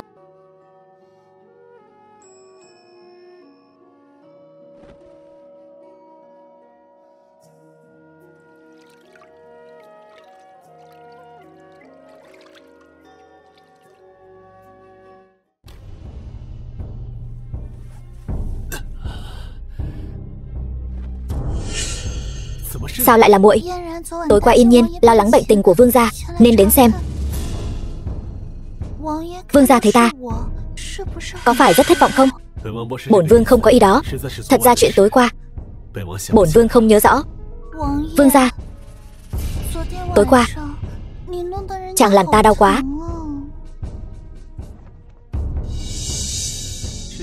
Người phụ nữ này không động phòng với ta thì thôi, ta lại còn chạy ra ngoài, nhỡ gặp phải bọn thị vệ. Muội hãy nghỉ ngơi cho khỏe, bổn vương đi xem vương phi thế nào, xem có chuyện gì không.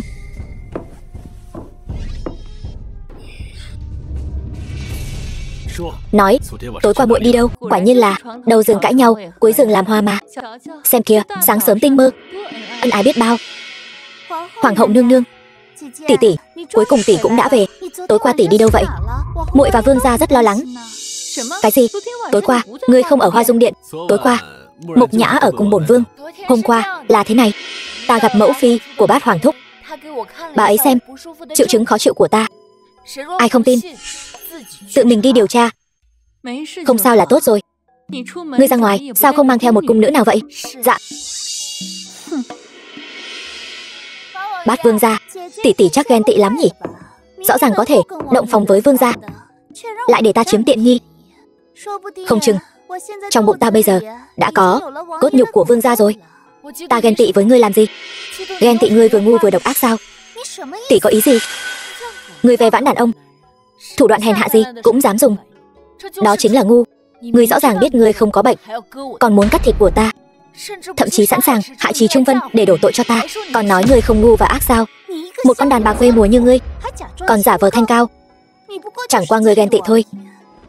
Tiện nhân, hôm nay ta sẽ cho ngươi biết, trong lòng vương gia chỉ có ta. Tỷ tỷ đừng đẩy muội. Vương phi vì ghen tị tiểu thư nhà tôi được động phòng với vương gia trước, nên đã đẩy tiểu thư xuống nước. Vương gia, người phải làm chủ cho tiểu thư nhà tôi, đại bệnh mới khỏi, lần này e là tính mạng khó giữ. Vương gia, thật sự không phải ta đẩy nàng ta. Ngươi không đẩy. Bổn vương tận mắt chứng kiến ngươi đẩy Yên Nhiên xuống nước, ngươi còn dám nói ngươi không có. Vương gia, xin người đừng trách phạt vương phi tỷ tỷ. Tất cả đều là lỗi của Yên Nhiên. Vương phi tỷ tỷ là bởi vì quá yêu người, là do ghen ghét đẩy ta xuống nước. Yên Nhiên, Yên Nhiên, truyền thái y, ta chính là đại phu, ta có thể chứng minh nàng ta đang giả vờ.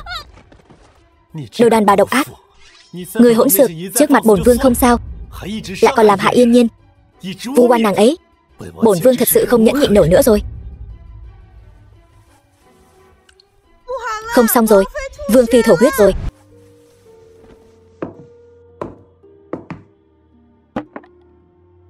Bát gia, đây là viên huyết hồn đan dùng để cứu mạng đó. Long Quốc chỉ còn một viên, người cứ thế mà đưa cho Cảnh vương phi sao? Bảo vệ nàng ấy chính là bảo vệ bổn vương.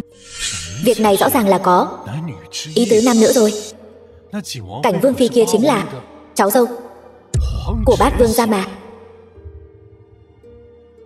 Nào, há miệng ra, uống thuốc vào, uống vào là có thể giữ được mạng rồi. Uống hết đi, bổn vương sẽ đồng ý cho ngươi hòa ly với hắn.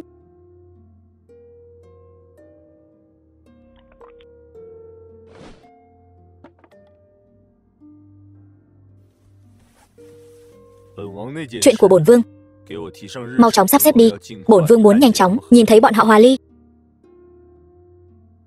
Lúc trước Cảnh Vương Phi chữa bệnh cho Hoàng hậu nương nương, Bát Gia đã âm thầm chuẩn bị giúp đỡ nàng ấy. Lần này nhất định phải để tâm nguyện của người được như ý.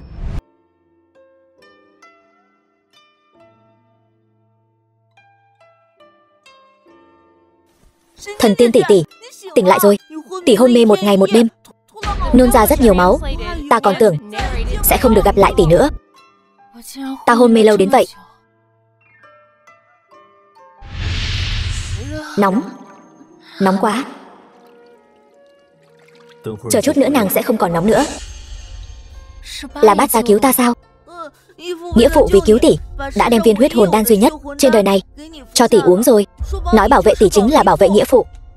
Dù có phải liều mạng, ta cũng phải cứu sống Bát Gia. Việc nàng nên làm bây giờ là nghỉ ngơi cho tốt. Bát Gia, huynh đến rồi. Hai người đang làm gì vậy? Bổn vương lo lắng cho ngươi, cả đêm không về nên ra tìm ngươi. Bây giờ xem ra ngươi vẫn khỏe lắm. Thần tiên tỷ tỷ bị ngươi đá đến thổ huyết, hôn mê một ngày một đêm. Nếu không nhờ có nghĩa phụ ta, e rằng ngươi sẽ không bao giờ gặp lại thần tiên tỷ tỷ nữa đâu. Ngươi nói cái gì? Sao có thể?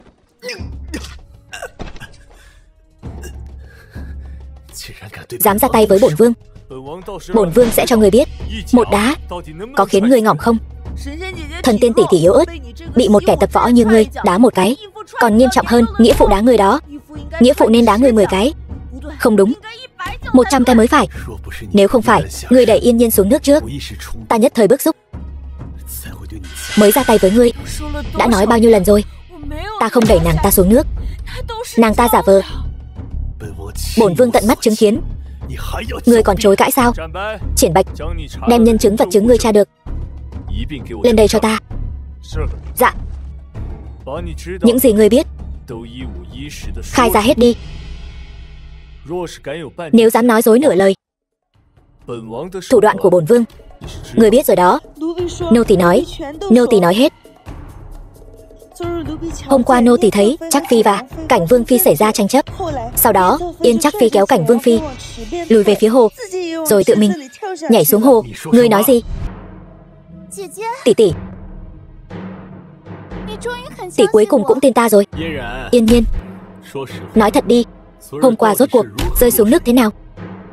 Hôm đó, sau khi ta và Vương gia động phòng, không biết vì sao tỷ tỷ mắng Yên Nhiên, còn đẩy Yên Nhiên xuống.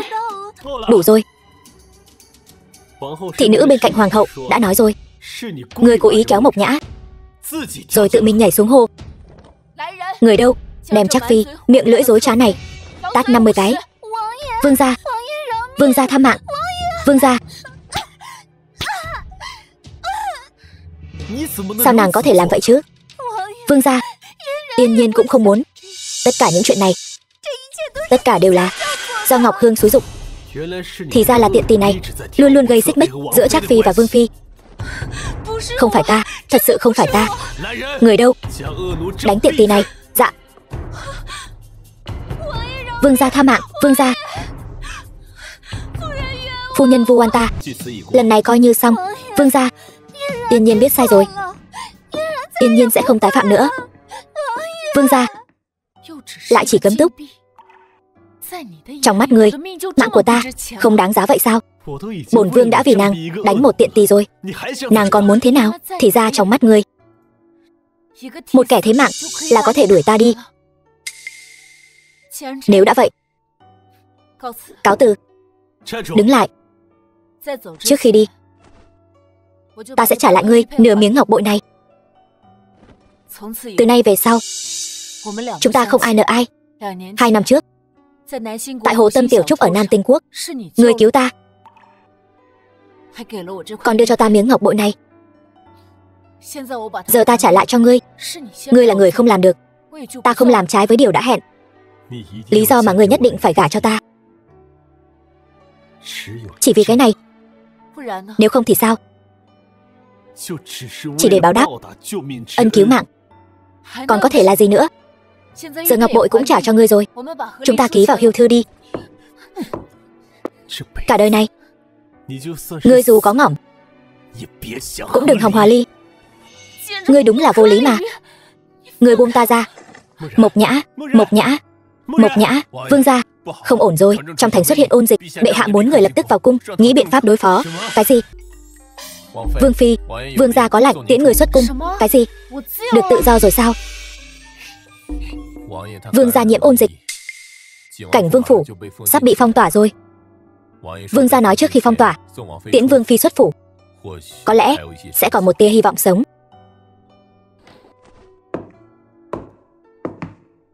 Bệ hạ, Mộc Nhã tự nguyện đi, dẹp yên ôn dịch.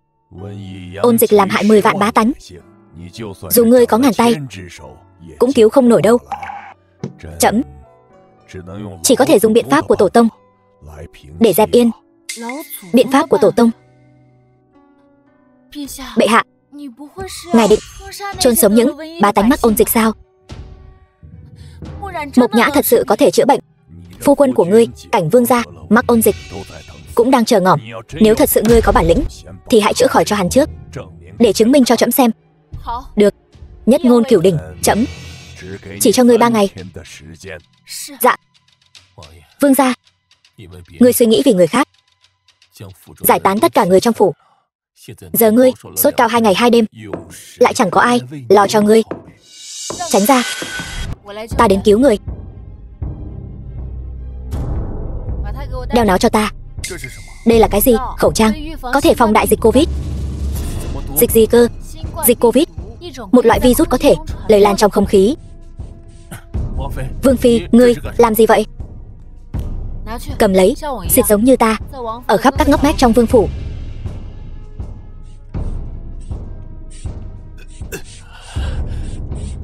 Ngươi mau đi đi, ta mắc ôn dịch, ngươi trị không khỏi đâu. Ôn dịch gì? Đây là dịch Covid. Lại đây, uống thuốc.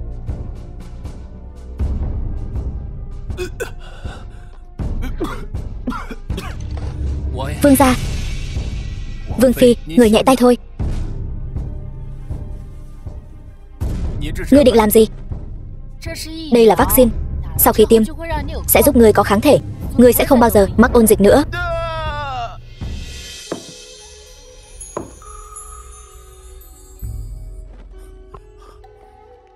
Vương gia, cuối cùng ngươi cũng tỉnh lại rồi. Sao ngươi còn chưa rời đi?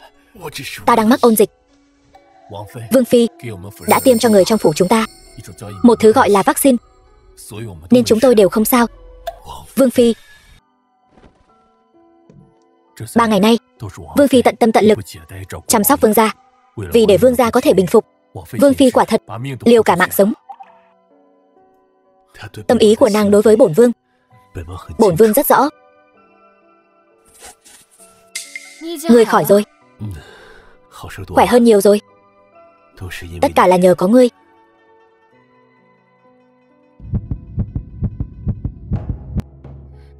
Đúng là khỏi hẳn rồi.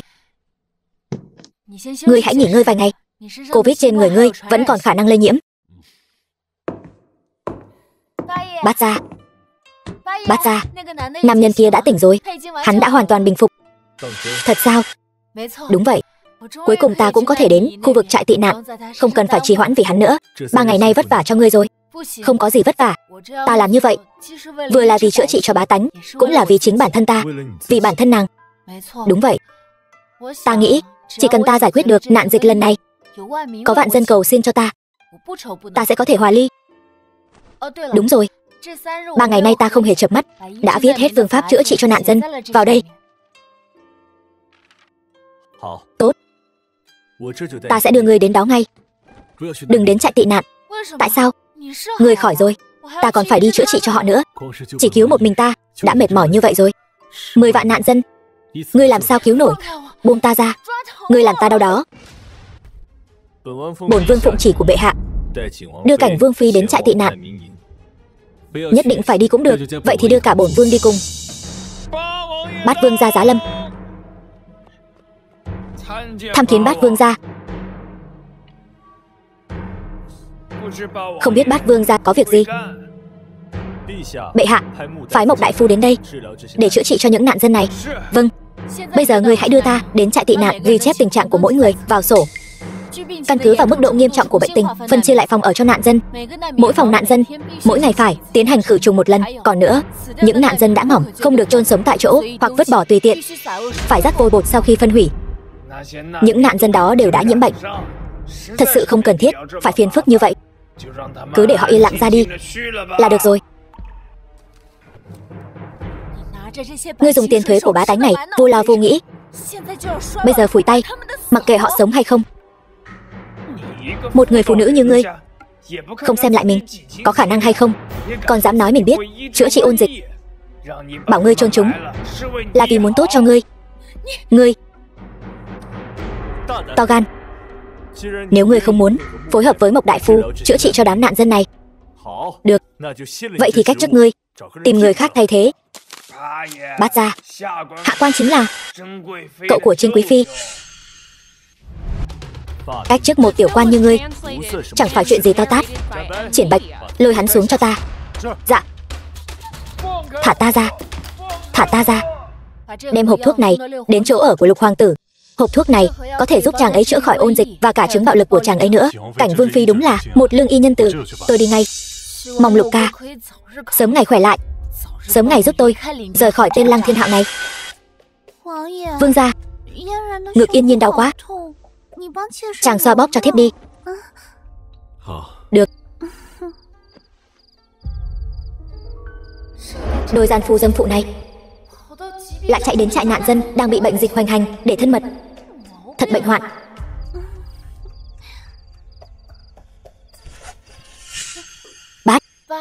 Bát gia, không ngờ nàng lại thích xem người khác thân mật. Kẻ nào dám lén lút ở đây? Đừng động đậy. Thì ra là Bát hoàng thúc. Thiên hạ đều đồn Bát hoàng thúc không cần nữ sắc, xem ra là hiểu lầm rồi. Không biết là tiểu thư khuê các nhà nào, sao không để nàng ấy xuất hiện? Ngươi còn mặt mũi gặp ta sao? Ta không muốn gặp các ngươi. Tốt nhất là cút càng xa càng tốt. Tiểu cô nương nhát gan, không giống Cảnh vương gia và Trác phi đây. Đêm hôm khuya khoắt thế này còn rảnh rỗi chạy đến cái trại nạn dân đang bị ôn dịch hoành hành này để thân mật. Hoàng thúc lo xa rồi. Ta và Trác phi là vợ chồng. Hơn nữa thiên hạ ai mà không biết ta sủng ái Yên Nhiên, xem nàng như chân bảo. Ngươi còn lớn tiếng nói muốn cùng Cảnh vương phi của ngươi đến trại nạn dân để đồng cam cộng khổ. Ngay sau đó lại dẫn Hạ Yên Nhiên bảo bối trong lòng ngươi tới. Thiên Hạo, người trong lòng của ngươi cũng nhiều thật đó. Vương phi cũng là vương phi, danh chính ngôn thuận của ta. Có gì không được? Nghe đồn ngươi chỉ lợi dụng Cảnh vương phi, bây giờ lại nói ngươi đã động lòng với nàng.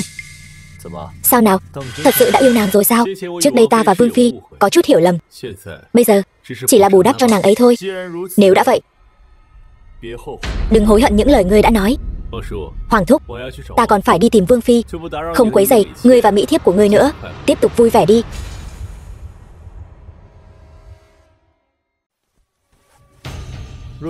Nếu như Thiên Hạo một ngày nào đó hồi tâm chuyển ý, đáp ứng tất cả yêu cầu của ngươi, ngươi có rung động không?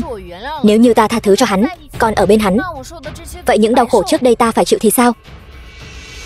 Coi như ngươi cũng tỉnh táo đấy. Nhưng lúc trước, vì sao ngươi lại muốn gả? Lúc trước ở Nam Tinh Quốc, ta bị người ta hạ dược, chàng ấy đã cứu ta. Nam Tinh Quốc hạ dược. Lúc đó chàng ấy còn hứa với ta một câu: Cảnh vương phi không ổn rồi, người mau đến xem trại tị nạn lại xảy ra chuyện cái gì.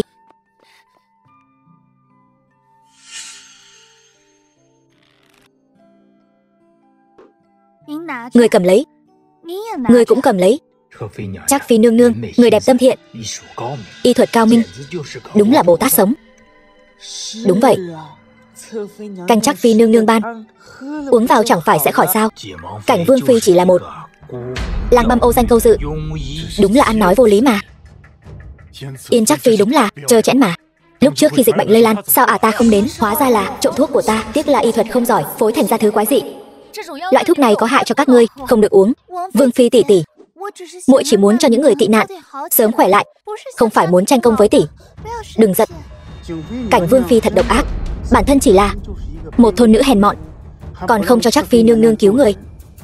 Rõ ràng là không muốn mọi người khỏe mạnh. Đúng là tâm địa thật bị ổi. Hèn chi vương gia không sủng ái, khác cha khác mẹ. Vương Phi tỷ tỷ chỉ hận ta thôi, vẫn rất tận tâm với mọi người. Ngươi đang ngoài mặt cầu tình, thực chất là ngấm ngầm bôi nhọ. Thánh chỉ đến. Hoàng thượng có chỉ, Yên Trác Phi y thuật cao siêu, hiệu quả kỳ diệu, đặc biệt cho phép Yên Trác Phi toàn quyền cứu chữa người tị nạn. Kể từ hôm nay, Cảnh Vương Phi không còn phụ trách việc cứu chữa trại tị nạn nữa. Không thử, Yên Nhiên tiếp chỉ. Quả nhiên Hoàng thượng sáng suốt. Đúng vậy, đáng lẽ ra nên thay người từ lâu rồi. Thánh chỉ của bệ hạ ta không dám làm trái. Nhưng nói trước, phàm là những người đã uống thuốc của Yên Trác Phi này, ta sẽ không chữa trị nữa. Có vấn đề xảy ra, ta cũng không chịu trách nhiệm.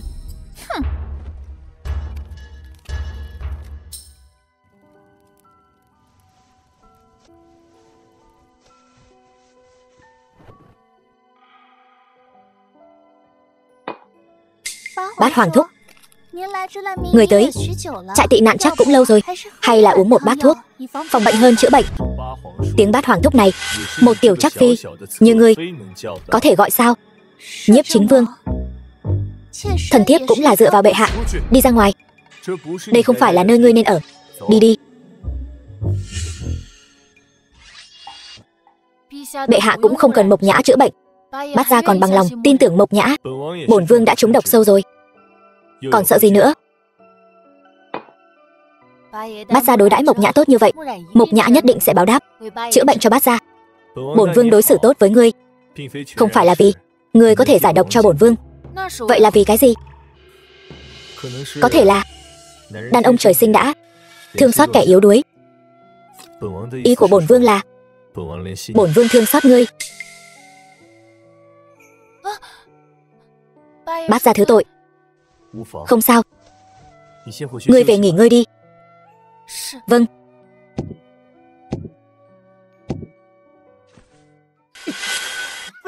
Vương Phi, cứu chúng tôi với. Uống thuốc của Yên Trác Phi xong, bệnh tình đều bắt đầu trở nặng. Phải đó, trên người mọi người bây giờ nổi đầy mụn nhọt, mưng mủ, sốt cao, có người còn nôn ra máu nữa. Mọi người, thuốc hôm nay đã sắc xong rồi, mau tới lấy thuốc đi. Vương Phi tỷ tỷ, thấy ta nổi bật như vậy, trong lòng ngươi chắc chắn rất khó chịu đúng không? Đồ hại ngươi, ngươi là kẻ xấu, không chịu được nữa hả? Ta nói cho ngươi biết, giờ ta là Bồ Tát sống cứu khổ cứu nạn trong lòng bá tánh. Ta không tin ngươi dám động vào ta. Ta đánh người đó. Ngươi, Vương Phi tỷ tỷ, ngươi ghen tị ta nghiên cứu ra thuốc trị bệnh dịch. Ta sẽ đi nói với vương gia và bệ hạ. Thưa bá tánh, Vương Phi tỷ tỷ nói, nếu ta còn cho các ngươi uống thuốc thì sẽ đánh ta. Ngươi là đồ hại người, dùng thuốc giả đầu độc chúng ta. Vương Phi chưa đánh ngươi ngỏm thì chúng ta sẽ đánh. Đánh, đánh, đánh, đánh. Chuyện gì vậy? Bọn họ không phải nên tìm Mộc Nhã tính sổ sao? Đánh. Có bắt vương gia chống lưng cho cô ta, chúng ta không đấu lại bọn họ, vậy ta sẽ đi cáo ngự trạng, nói ta kháng chỉ. Đánh. Cứu chúng tôi với, cứu chúng tôi với. Ta không có cách nào chữa trị cho mọi người. Nguyên nhân trước đó ta đã nói rồi. Vương Phi, sao ngươi có thể thấy nạn mà không cứu? Cứu chúng tôi với. To gan, bệ hạ có chỉ không cho Mộc đại phu cứu chữa. Các ngươi muốn kháng chỉ sao? Chúng thần không dám, chúng thần không dám. Vương gia, xin người giúp ta một việc được không? Có chuyện gì? Được. Bệ hạ, bệ hạ, xin bệ hạ đừng trách phạt Vương Phi tỷ tỷ. Vương Phi tỷ tỷ đuổi thiếp ra khỏi trại tị nạn là do ghen ghét, không phải cố ý muốn hại bách tính. Không có thuốc chữa. Không xong rồi, những bá tánh nhiễm bệnh đã xông ra khỏi trại tị nạn, hiện đang ở ngoài cung kêu oan. Cái gì? Thế mà lại dám khiến bách tính nổi loạn. Bệ hạ, người đang nói ta sao? Đúng lúc lắm, mau trói Cảnh Vương Phi lại, đưa đến trước mặt bách tính nhận tội. Hoàng thượng, hay là xem qua cái này trước, rồi hãy quyết định.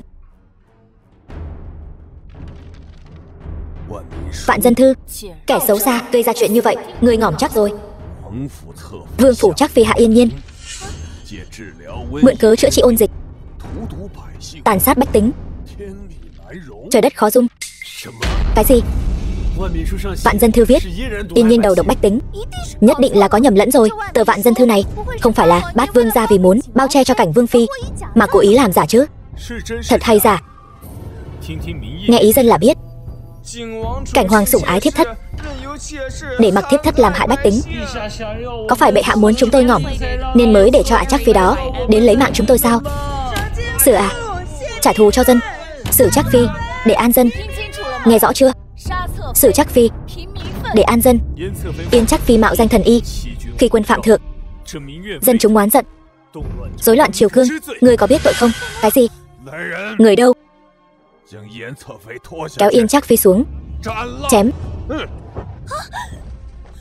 Bệ hạ tha mạng, vương gia cứu thiếp. Phụ hoàng xin hãy khai ân. Yên Nhiên nàng ấy đã có thai, nhưng đêm đó hắn đã bị ta tiêm thuốc mê, căn bản không thể nào động phòng với Bạch Liên Hoa. Xác thực đã có thai, đã được 1 tháng rồi. Thật mong chờ đến ngày tên cha nam này biết được sự thật. Phụ hoàng, xem như nể mặt huyết mạch hoàng tộc, xin người hãy khai ân. Từ hôm nay giáng Hạ Yên Nhiên xuống làm kẻ nô bộc thấp hèn nhất. Cảnh Vương dạy dỗ không nghiêm, mai đánh 50 roi, cho đến khi Cảnh Vương phi chữa khỏi bệnh mới thôi. Bệ hạ, độc ác như vậy, phạt nhẹ sẽ không đủ làm nguôi lòng dân. Kéo Ả ta ra ngoài, diễu phố thị chúng 3 ngày mới thôi. Vậy thì làm theo lời hoàng đệ. Không, bệ hạ tha mạng, vương gia cứu ta. Người đâu? Kéo ra ngoài, cho ngươi một bài học nhớ đời. Bệ hạ tha mạng, bệ hạ tha mạng. Tất cả lui ra. Cảnh Vương phi ở lại. Dạ. Trẫm nghe nói ngươi muốn giải độc cho Bát Vương gia. Bệ hạ không muốn Bát Vương gia được giải độc sao? Ngươi cũng thật thông minh. Nếu đã như vậy, vậy ngươi nói xem, độc của Bát Vương gia còn có thể giải được không? Không giải được. Mới lạ. Quả nhiên không nhìn lầm ngươi. Vậy bệ hạ hẳn cũng biết Mộc Nhã muốn cùng Cảnh Vương gia hòa ly. Hỗn xược. Cảnh Vương gia chẳng lẽ không xứng với ngươi sao? Ngươi nôn nóng muốn hòa ly như vậy là làm nhục hoàng thất, hay là ngươi đã sớm tìm được ý trung nhân rồi, chỉ chờ hưu phu tái giá? Mong bệ hạ cho phép. Biết rồi, lui xuống đi.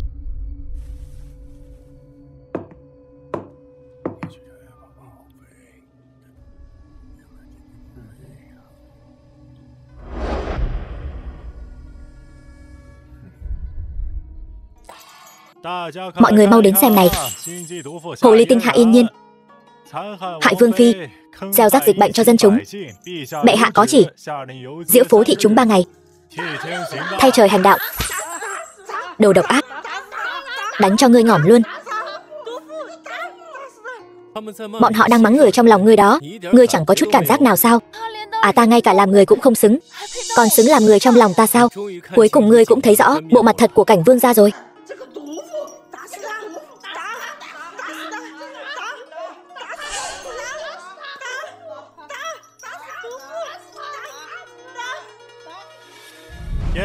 Bệ hạ có chỉ diễu phố 3 ngày, thay trời hành đạo. Lục ca, vậy phụ hoàng và mẫu hậu sẽ tha thứ cho muội chứ? Muội ngốc. Chúng ta từ nhỏ đã xem muội như Minh Châu trên tay, sao có thể thật sự tuyệt giao với muội? Thư đoạn tuyệt đó chỉ là dùng kế khích tướng thôi. Lục ca, có huynh đệ các người thật tốt, ta nhất định sẽ sớm giúp muội hòa ly, cho hắn biết thân phận cao quý thất công chúa Nam Tinh Quốc của muội, để tên đó biết hắn mù đến mức nào. Hiện tại ta có một kế hoạch. 5 ngày sau tại yến tiệc Thái Bình, Ta sẽ mượn công lao dẹp yên dịch bệnh, ép bệ hạ ban cho ta hòa ly. Chủ ý này không tồi. Vừa đúng hôm đó, công chúa Khải Quốc cũng sẽ đến tuyển phò mã, Trình quý phi nhất định sẽ ra sức thúc đẩy ngươi hòa ly. Tần Chỉ Yên muốn đến Long Quốc tuyển phò mã. Sao? Muội lại luyến tiếc Cảnh vương gia sao? Tần Chỉ Yên ái mộ Bát vương gia đã lâu, trong thời gian ngắn sẽ không gả cho phu quân của ngươi đâu. Ái mộ Bát vương gia? Sao cảm giác như ngươi đang không muốn Trường công chúa được gả cho Bát vương gia vậy? Ngươi, chẳng lẽ ngươi... Huynh, ta bây giờ có việc, ta đi trước đây.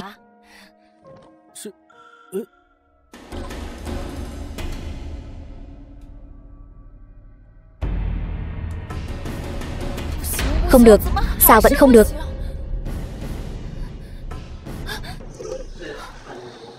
Thần tiên tỷ tỷ sao vậy? Không sao. Thuốc cho vương gia, còn thiếu 2 vị dược liệu nữa là phối đủ rồi. Thật sao? Là 2 vị dược liệu nào? Vọng nguyệt thảo và huyết giản đằng. Trong quốc khố có nhiều dược liệu như vậy. Ta đi giúp thần tiên tỷ tìm. Không được, bệ hạ không muốn Bát vương gia khỏe lại. Việc này phải bí mật tiến hành. Hơn nữa phải nhanh. Thời gian không còn nhiều. Được. Trước khi rời khỏi Long Quốc, ta nhất định phải đưa giải dược cho Bát gia. Nghe nói vị công chúa phụ hoàng muốn chúng ta gặp mặt là đệ nhất mỹ nhân Tề quốc. Không chỉ tài mạo song toàn, mẫu tộc còn nắm giữ binh quyền. Nếu cưới được nàng, sau lưng coi như là có thêm một Tề quốc làm chỗ dựa. Đúng vậy, lát nữa thấy chị Yên công chúa đưa tín vật trên tay cho ai, nghe nói đưa cho ai, phụ hoàng sẽ 3 ngày sau ban hôn với trưởng công chúa ở Quốc Kiến. Trưởng công chúa đến rồi.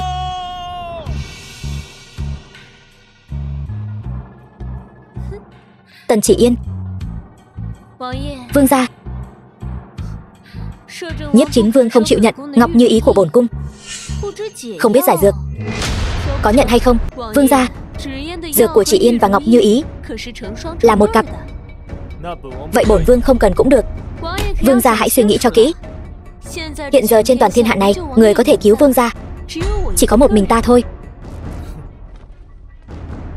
Quả không hổ là nam nhân bổn cung coi trọng. Như vậy mới thú vị. Không biết, công chúa, đi, cùng bổn cung đi tìm chút thú vui. Thế nào? Hoàng hậu có phải cũng nhiễm ôn dịch rồi không? Chúc mừng bệ hạ. Chúc mừng hoàng hậu nương nương. Nương nương, đây là có hỉ rồi. Thật sao? Ta có thai rồi. Người nói thật sao? Hoàng hậu 5 năm không mang thai, lần này chẳng lẽ lại mừng hụt sao? Bệ hạ yên tâm, lần này ta đảm bảo hoàng hậu nương nương mang thai, hoàng tử khỏe mạnh. Tốt quá, trời phù hộ Long Quốc ta. Đây đều là công lao của Cảnh vương phi. Đúng vậy, Cảnh vương phi chẳng những xua đuổi được ôn dịch mà còn cầu được Long tự thưởng, trọng thưởng. Tạ bệ hạ. Nhưng mà hoàng hậu nương nương 2 ngày nay vẫn cần huyết giản đằng và vọng nguyệt thảo. 2 vị thuốc này không biết quốc khố có còn lưu trữ không? Lý công công lập tức lấy thuốc. Bệ hạ, 2 vị thuốc này hiện tại toàn bộ Long Quốc rất khan hiếm, chỉ còn Khải Quốc là còn chút ít dự trữ. Thứ thuốc này thật sự là để điều dưỡng cho hoàng hậu nương nương sao? Đương nhiên rồi, nếu dược liệu này khan hiếm như vậy, vậy ta đổi 2 vị thuốc khác vậy. Bệ hạ, Mộc Nhã xin cáo lui trước. Đêm nay ra tay. Ngươi muốn đưa ta đi đâu? Cứu mẫu phi của ta. Người làm gì vậy? Mẫu phi, người đang làm gì vậy? Hạ giận là được rồi. Yên nhiên dù sao cũng đang mang cốt nhục của ta. Một đứa nhà đầu thông phong bị Diễu phố thị trúng, cốt nhục mà nó mang cũng là nghiệt chủng. Ngỏm đi cho xong. Yên nhiên. Mẫu phi, người nói gì vậy? Vương gia, may mà ngươi đến kịp lúc. Yên nhiên suýt nữa thì ngỏm rồi. Mộc Nhã, ngươi có biện pháp khôi phục dung mạo cho mẫu phi ta không? Đúng vậy, ngươi nhất định có cách khôi phục dung mạo cho ta.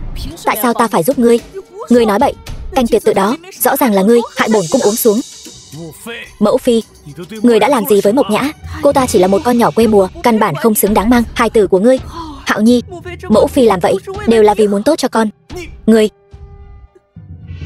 chuyện của người ta sẽ không quản nữa. Hạo Nhi, Hạo Nhi, cầu xin con tìm cách cứu ta với.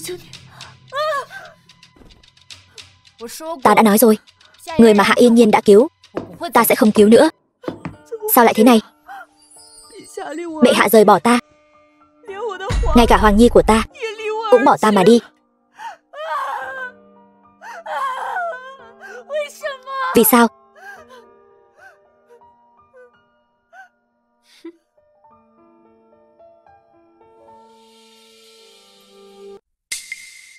Bổn cung có thể giúp ngươi.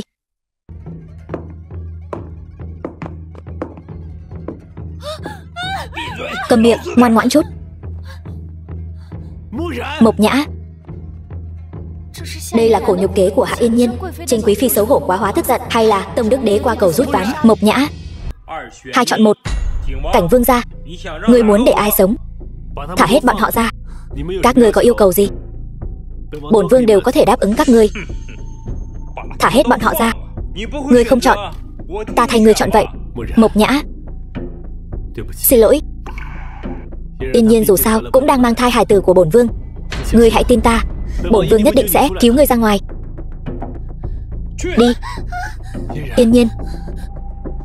Vương gia, bụng của Yên Nhiên đau quá, cứu hài tử của chúng ta. Mộc Nhã. Vương gia. Mộc Nhã.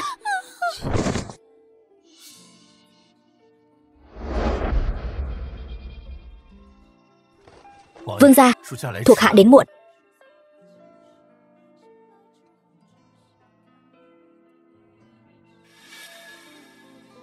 Những thích khách này là do bệ hạ phái tới. Phụ hoàng muốn xử Mộc Nhã.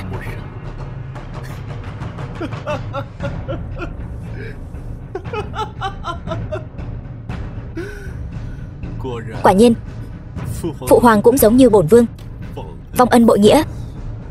Không phải vậy, vương gia đối với vương phi đã rất tốt rồi. Chỉ là bệ hạ. 2 ngày 1 đêm rồi, người đâu? Tìm thấy chưa? Dưới vực sâu chỉ có vạt áo của vương phi, thi thể có thể đã. Cầm miệng. Tiếp tục tìm. Dạ. Đều tại Trinh phi đáng ghét kia. Lây bệnh lạ cho trẫm. Mau đưa ta vào lãnh cung. Bây giờ chỉ có Cảnh vương phi mới có thể cứu bệ hạ. Tiếc rằng đứa trẻ ấy. Ngươi còn đứng đó làm gì? Còn không mau đi tìm. Sống phải thấy người, ngỏm phải thấy xác.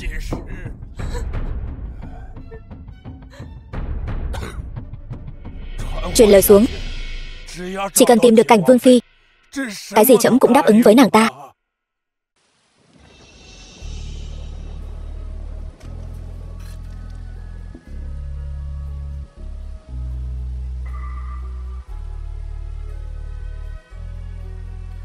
Cố gắng thêm nửa ngày, chúng ta sẽ có thể ra ngoài.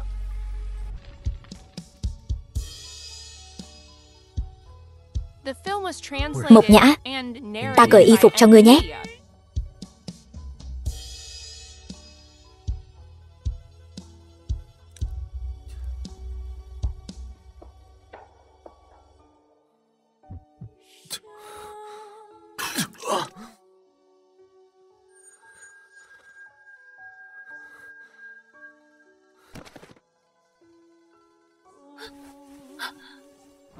Bát gia.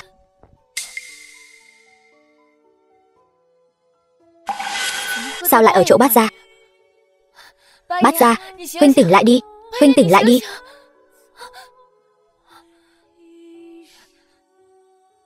Không ổn rồi. Bệnh tình của bát gia lại tái phát.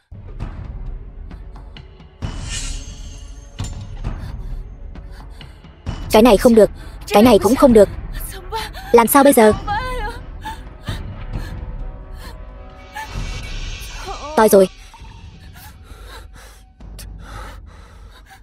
Mộc Nhã. Ngốc nghếch. Đã nói đợi nàng 2 tháng. Vậy thì một ngày cũng không thể thiếu. Bát Gia huynh tỉnh rồi.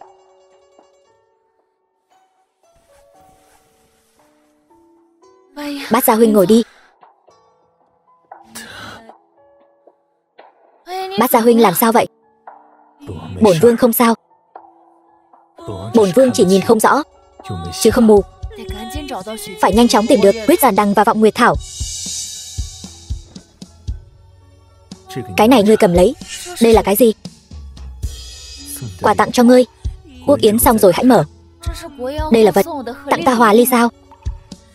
Nhưng mà ta thật sự có thể hòa ly thành công sao? Người này được lòng dân chúng. Điều ngươi cầu chính là điều bá tánh mong muốn. Nhất định sẽ thành. Vậy ta nhận. Nhưng ngươi phải đáp ứng ta một chuyện. Bát Gia, đừng lo lắng. Là Triển Bạch. Võ công ngươi cao cường như vậy, không thấy cũng biết là ai. Vương gia nhà chúng tôi trải qua ngàn dặm chinh chiến, khiến người ta nghe tiếng đã sợ mất mật. Chiến vương điện hạ. Ta không thấy gì cả. Vương gia nhà chúng tôi lần đầu tiên để tâm một tiểu cô nương như vậy, không chỉ 3 lần 7 lượt ra tay tương trợ ngươi, còn vì cô nương mà nhảy xuống vực. Cô nương nếu đi theo vương gia nhà chúng tôi, nhất định sẽ bảo vệ cô nương chu toàn. Cô nương, hãy cân nhắc vương gia nhà chúng tôi đi.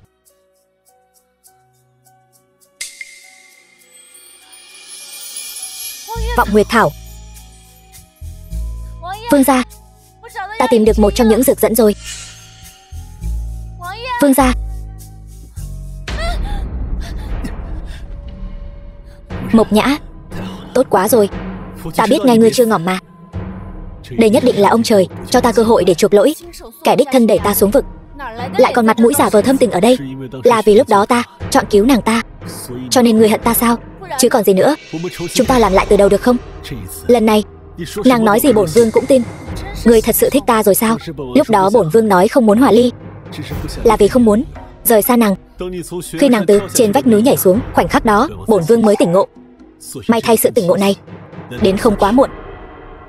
Lần này ta tuyệt đối sẽ không để nàng thất vọng. Ta không bằng lòng. Ta không bằng lòng. Mỗi lần tiếp xúc với ngươi đều khiến ta cảm thấy ghê tởm. Ghê tởm hay không, không phải do nàng quyết định. Đừng. Bát Gia, hắn có làm nàng bị thương không? Bát Gia muốn lấy mạng của ta sao? Vừa rồi nghe Mộc đại phu kêu cứu, còn tưởng là đạo tặc, nghĩ là kẻ hạ lưu vô sỉ nên mới định lấy mạng. Ai ngờ được lại là cháu của bổn vương. Chuyện này không liên quan đến Hoàng thúc. Vì sao Hoàng thúc lại đến đây? Hỗn xược. Phụ hoàng ngươi thân thể yếu, cần Mộc đại phu cứu mạng. Bổn vương tìm đến nơi này, lại thấy ngươi ở đây làm chuyện hạ lưu vô sỉ, làm lỡ thời cơ cứu mạng hoàng thượng. Mà đầu óc vẫn còn những ý nghĩ vớ vẩn này. Quay về lĩnh 100 roi, đứng ở cửa cung phụ hoàng ngươi, quỳ xuống cho ta. Được, cháu sẽ về lĩnh phạt, nhưng đây là lần cuối cùng. Mộc Nhã, nghịch tử, biết rõ trẫm đang chờ cảnh vương phi cứu mạng, vậy mà trong đầu ngươi chỉ nghĩ đến chuyện tình cảm nam nữ. Có phải ngươi đã sớm chờ trẫm quy tiên để giao Giang Sơn này cho ngươi không? Nhi thần không dám. Ta thấy ngươi dám đó. Đi ra ngoài quỳ. Nếu cảnh vương phi không ổn thì ngươi đừng đứng dậy nữa. Này, hoàng hậu cũng đang mang long thai, trẫm có nên cân nhắc hoàng tử này rốt cuộc có gượng dậy nổi hay không?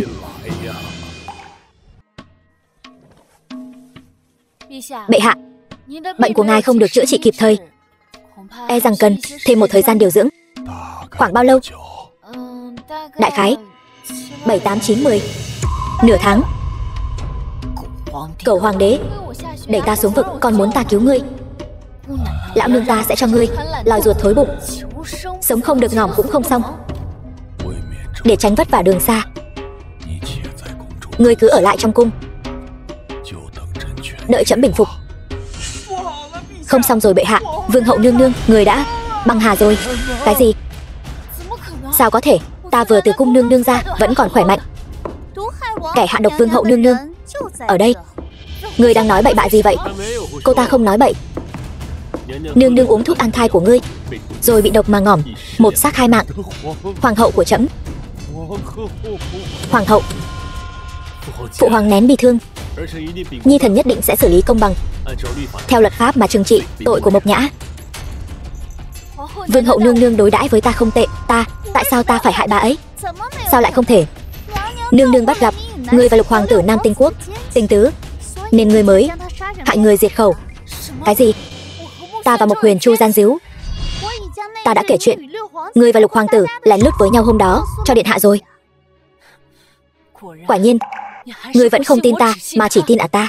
Ta đã lục soát y quán của ngươi và tìm thấy thư tình qua lại giữa ngươi và Mộc Huyền Chu. Ngươi còn gì để biện bạch nữa? Thư tình. Tội phi Mộc Nhã, hòng che giấu việc gian díu với Lục hoàng tử Nam Tinh Quốc, hạ độc hoàng hậu. Tội không thể dung thứ, phải xử trảm ngay lập tức. Phụ hoàng, bệnh của người vẫn chưa khỏi, giữ nàng ta lại còn chút ít tác dụng. Trẫm quan sát nhiều ngày, thuật y của nàng ta có điểm đặc biệt, nhưng hòm thuốc nàng ta mang theo bên mình, chỉ cần giữ lại hòm thuốc là được rồi. Có câu thỏ khôn ngỏm, chó săn bị nấu. Quả nhiên là hoàng tộc. Tiếc thay, ngoại trừ ta, không ai trong các ngươi dùng được hòm thuốc này đâu. Bệ hạ, hòm thuốc trống không rồi. Ngươi giấu thuốc ở đâu rồi? Thả ta ra, thuốc ta có thể để lại. Nếu không, mọi người cùng ngỏm chung. Phụ hoàng, chi bằng hãy giam nàng ta vào thiên lao trước, đợi sau quốc yến rồi hãy quyết định. Vậy thì để kẻ xấu xa này sống thêm vài ngày nữa vậy. Dù sao ta cũng là người sắp ngỏm. Cứ cho ta một tờ hưu thư để ta ra đi trong sạch. Nếu không, ta sẽ không chữa cho ai hết, cùng đồng quy vu tận thôi. Thôi được, cứ cho kẻ xấu xa này một tờ hưu thư.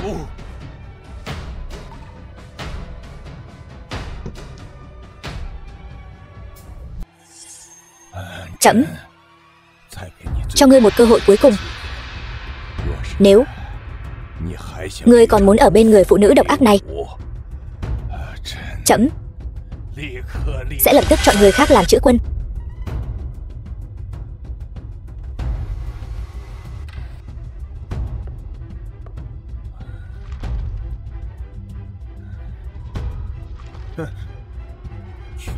Một con nha đầu quê mùa còn dám chê bai vương gia, coi như tự làm tự chịu đi. Ngươi đi thong thả. Sau này mỗi dịp thanh minh 15, ta sẽ dẫn theo con của ta và vương gia đến thăm ngươi. Tỷ tỷ, ghê tởm. Dòng giống tạp chủng trong bụng ngươi là của ai, tự ngươi rõ trong lòng. Hai chúng ta ai tới ai trước còn chưa biết đâu. Vương gia, chàng xem nàng ta kia, sắp ngỏm đến nơi rồi, còn muốn vu oan giá họa, bôi nhọ con của ta và vương gia là nghiệt chủng.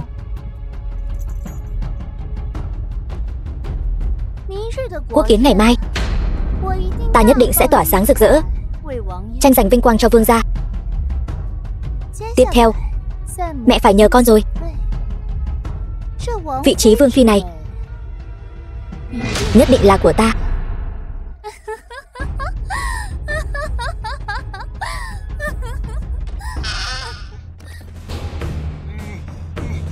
Yên Nhiên, mau chạy đi.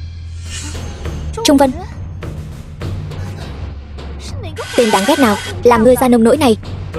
Bổn vương. Chàng làm gì thế này? Yên Nhiên mau chạy đi. Vương gia đã biết đứa bé trong bụng ngươi là của hai chúng ta.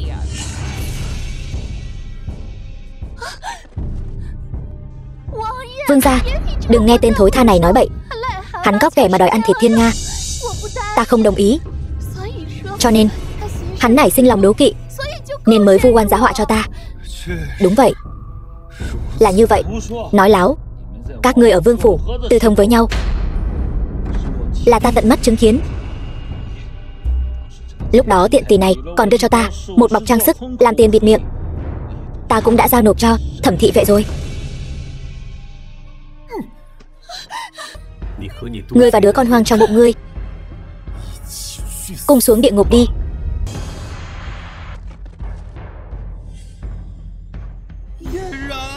Yên nhiên. Yên nhiên.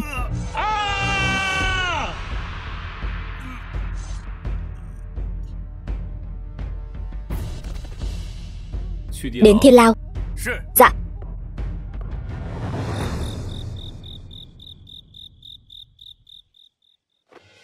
Vương gia.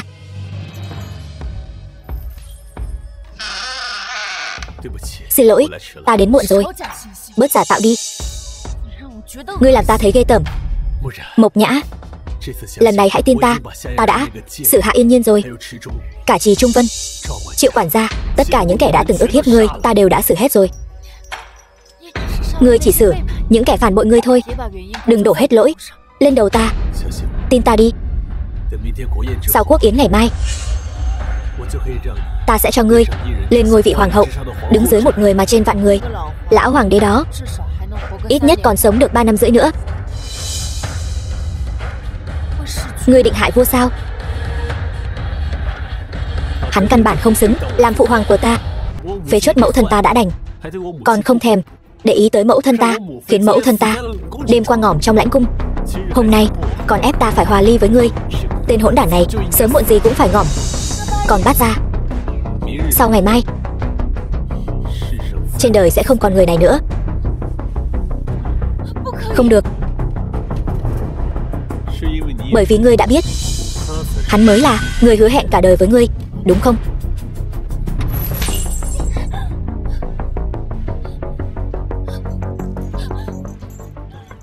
Ngươi quay lại đây, xúc sinh nhà ngươi. Bát Gia, người vì Long Quốc chinh chiến 20 năm, chiến công hiển hách. Cho dù ngươi có lên ngôi hoàng đế thì ngươi cũng chỉ là một hoàng đế đoản mạnh mà thôi. Không ngờ bây giờ ngươi lại hiểu Bát Vương gia đến vậy. Sao vậy? Yêu thương tha thiết. Tần Chỉ Yên, ngươi tới đây làm gì? Đương nhiên là tới xem trò cười của ngươi. Ngươi muốn làm gì? Làm gì? 2 năm trước ta sai người bỏ thuốc làm nhục ngươi, không thành công. Bây giờ đương nhiên là phải làm lại chứ.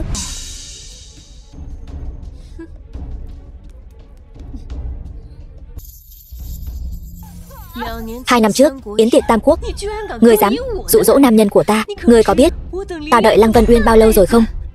Nửa đời người, tuổi thanh xuân đẹp nhất, ta đặt hết tình cảm vào hắn. Hắn chỉ có thể là của ta. Đây là do ngươi đơn phương thôi. Cả đời hắn cũng sẽ không thuộc về ngươi. Ta đã thỏa thuận với Cảnh Vương gia, quốc yến Long Quốc ngày mai ta giúp hắn đoạt vị. Hắn giúp ta có được Lăng Vân Uyên.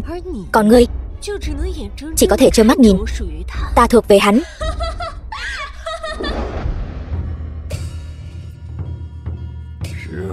Đúng dịp 3 năm một lần, quốc yến Thái Bình, Khải Quốc công chúa đường xa mà đến để gắn kết tình cảm hai nước. Thật đáng mừng. Bệ hạ, lần này bổn công chúa còn mang đến màn biểu diễn, chi bằng để họ biểu diễn một khúc Thái Bình Thánh Vũ để góp vui. Bệ hạ thấy sao? Bắt đầu đi.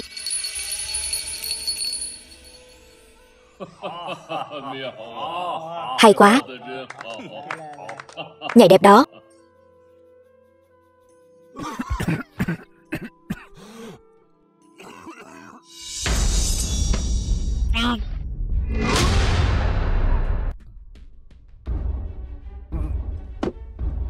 Không hay rồi. Bệ hạ bệnh nặng rồi. Bệ hạ, phụ hoàng. Bệ hạ, phụ hoàng. Phụ hoàng.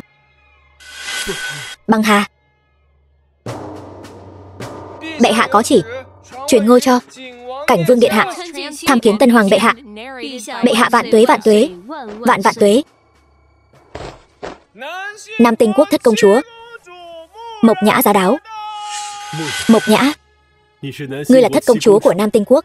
Ngươi, sao ngươi che giấu thân phận đến giờ? Là ngươi có mắt như mù. Ngươi, một kẻ sắp ngỏm, có tư cách gì mà nói? Vừa rồi chúng ta đã tìm được 2 vị dược liệu còn lại, đã bào chế ra giải dược. Ngươi nhất định sẽ ngỏm trước. Bát Vương gia, có giải dược thì sao? Phụ hoàng đã truyền ngôi cho ta. Bát Vương gia gặp trẫm, vì sao không quỳ? Quả nhiên là cha nào con nấy, đều thích mưu quyền soán vị. Đọc. Phụng Thiên Thừa Vận. Hoàng đế chiếu viết: Long quốc hoàng vị truyền ngôi cho Lục hoàng tử Lăng Vân Uyên. Bạt loạn phản chính, bạt loạn phản chính. Bệ hạ vạn tuế, vạn tuế vạn vạn tuế. Ngươi chán sống rồi.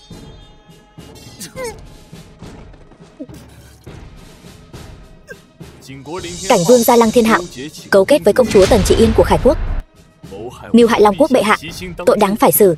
Người đâu? Đưa nàng ta vào tù lao cho ta. Nếu có ai không phục, tàn phá Khải Quốc.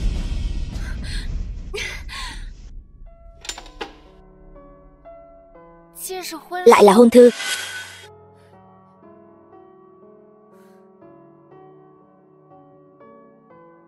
Lấy Giang Sơn làm sính lễ, hứa với nàng một đời. Trẫm nhất định nói được làm được, vĩnh viễn không hối hận.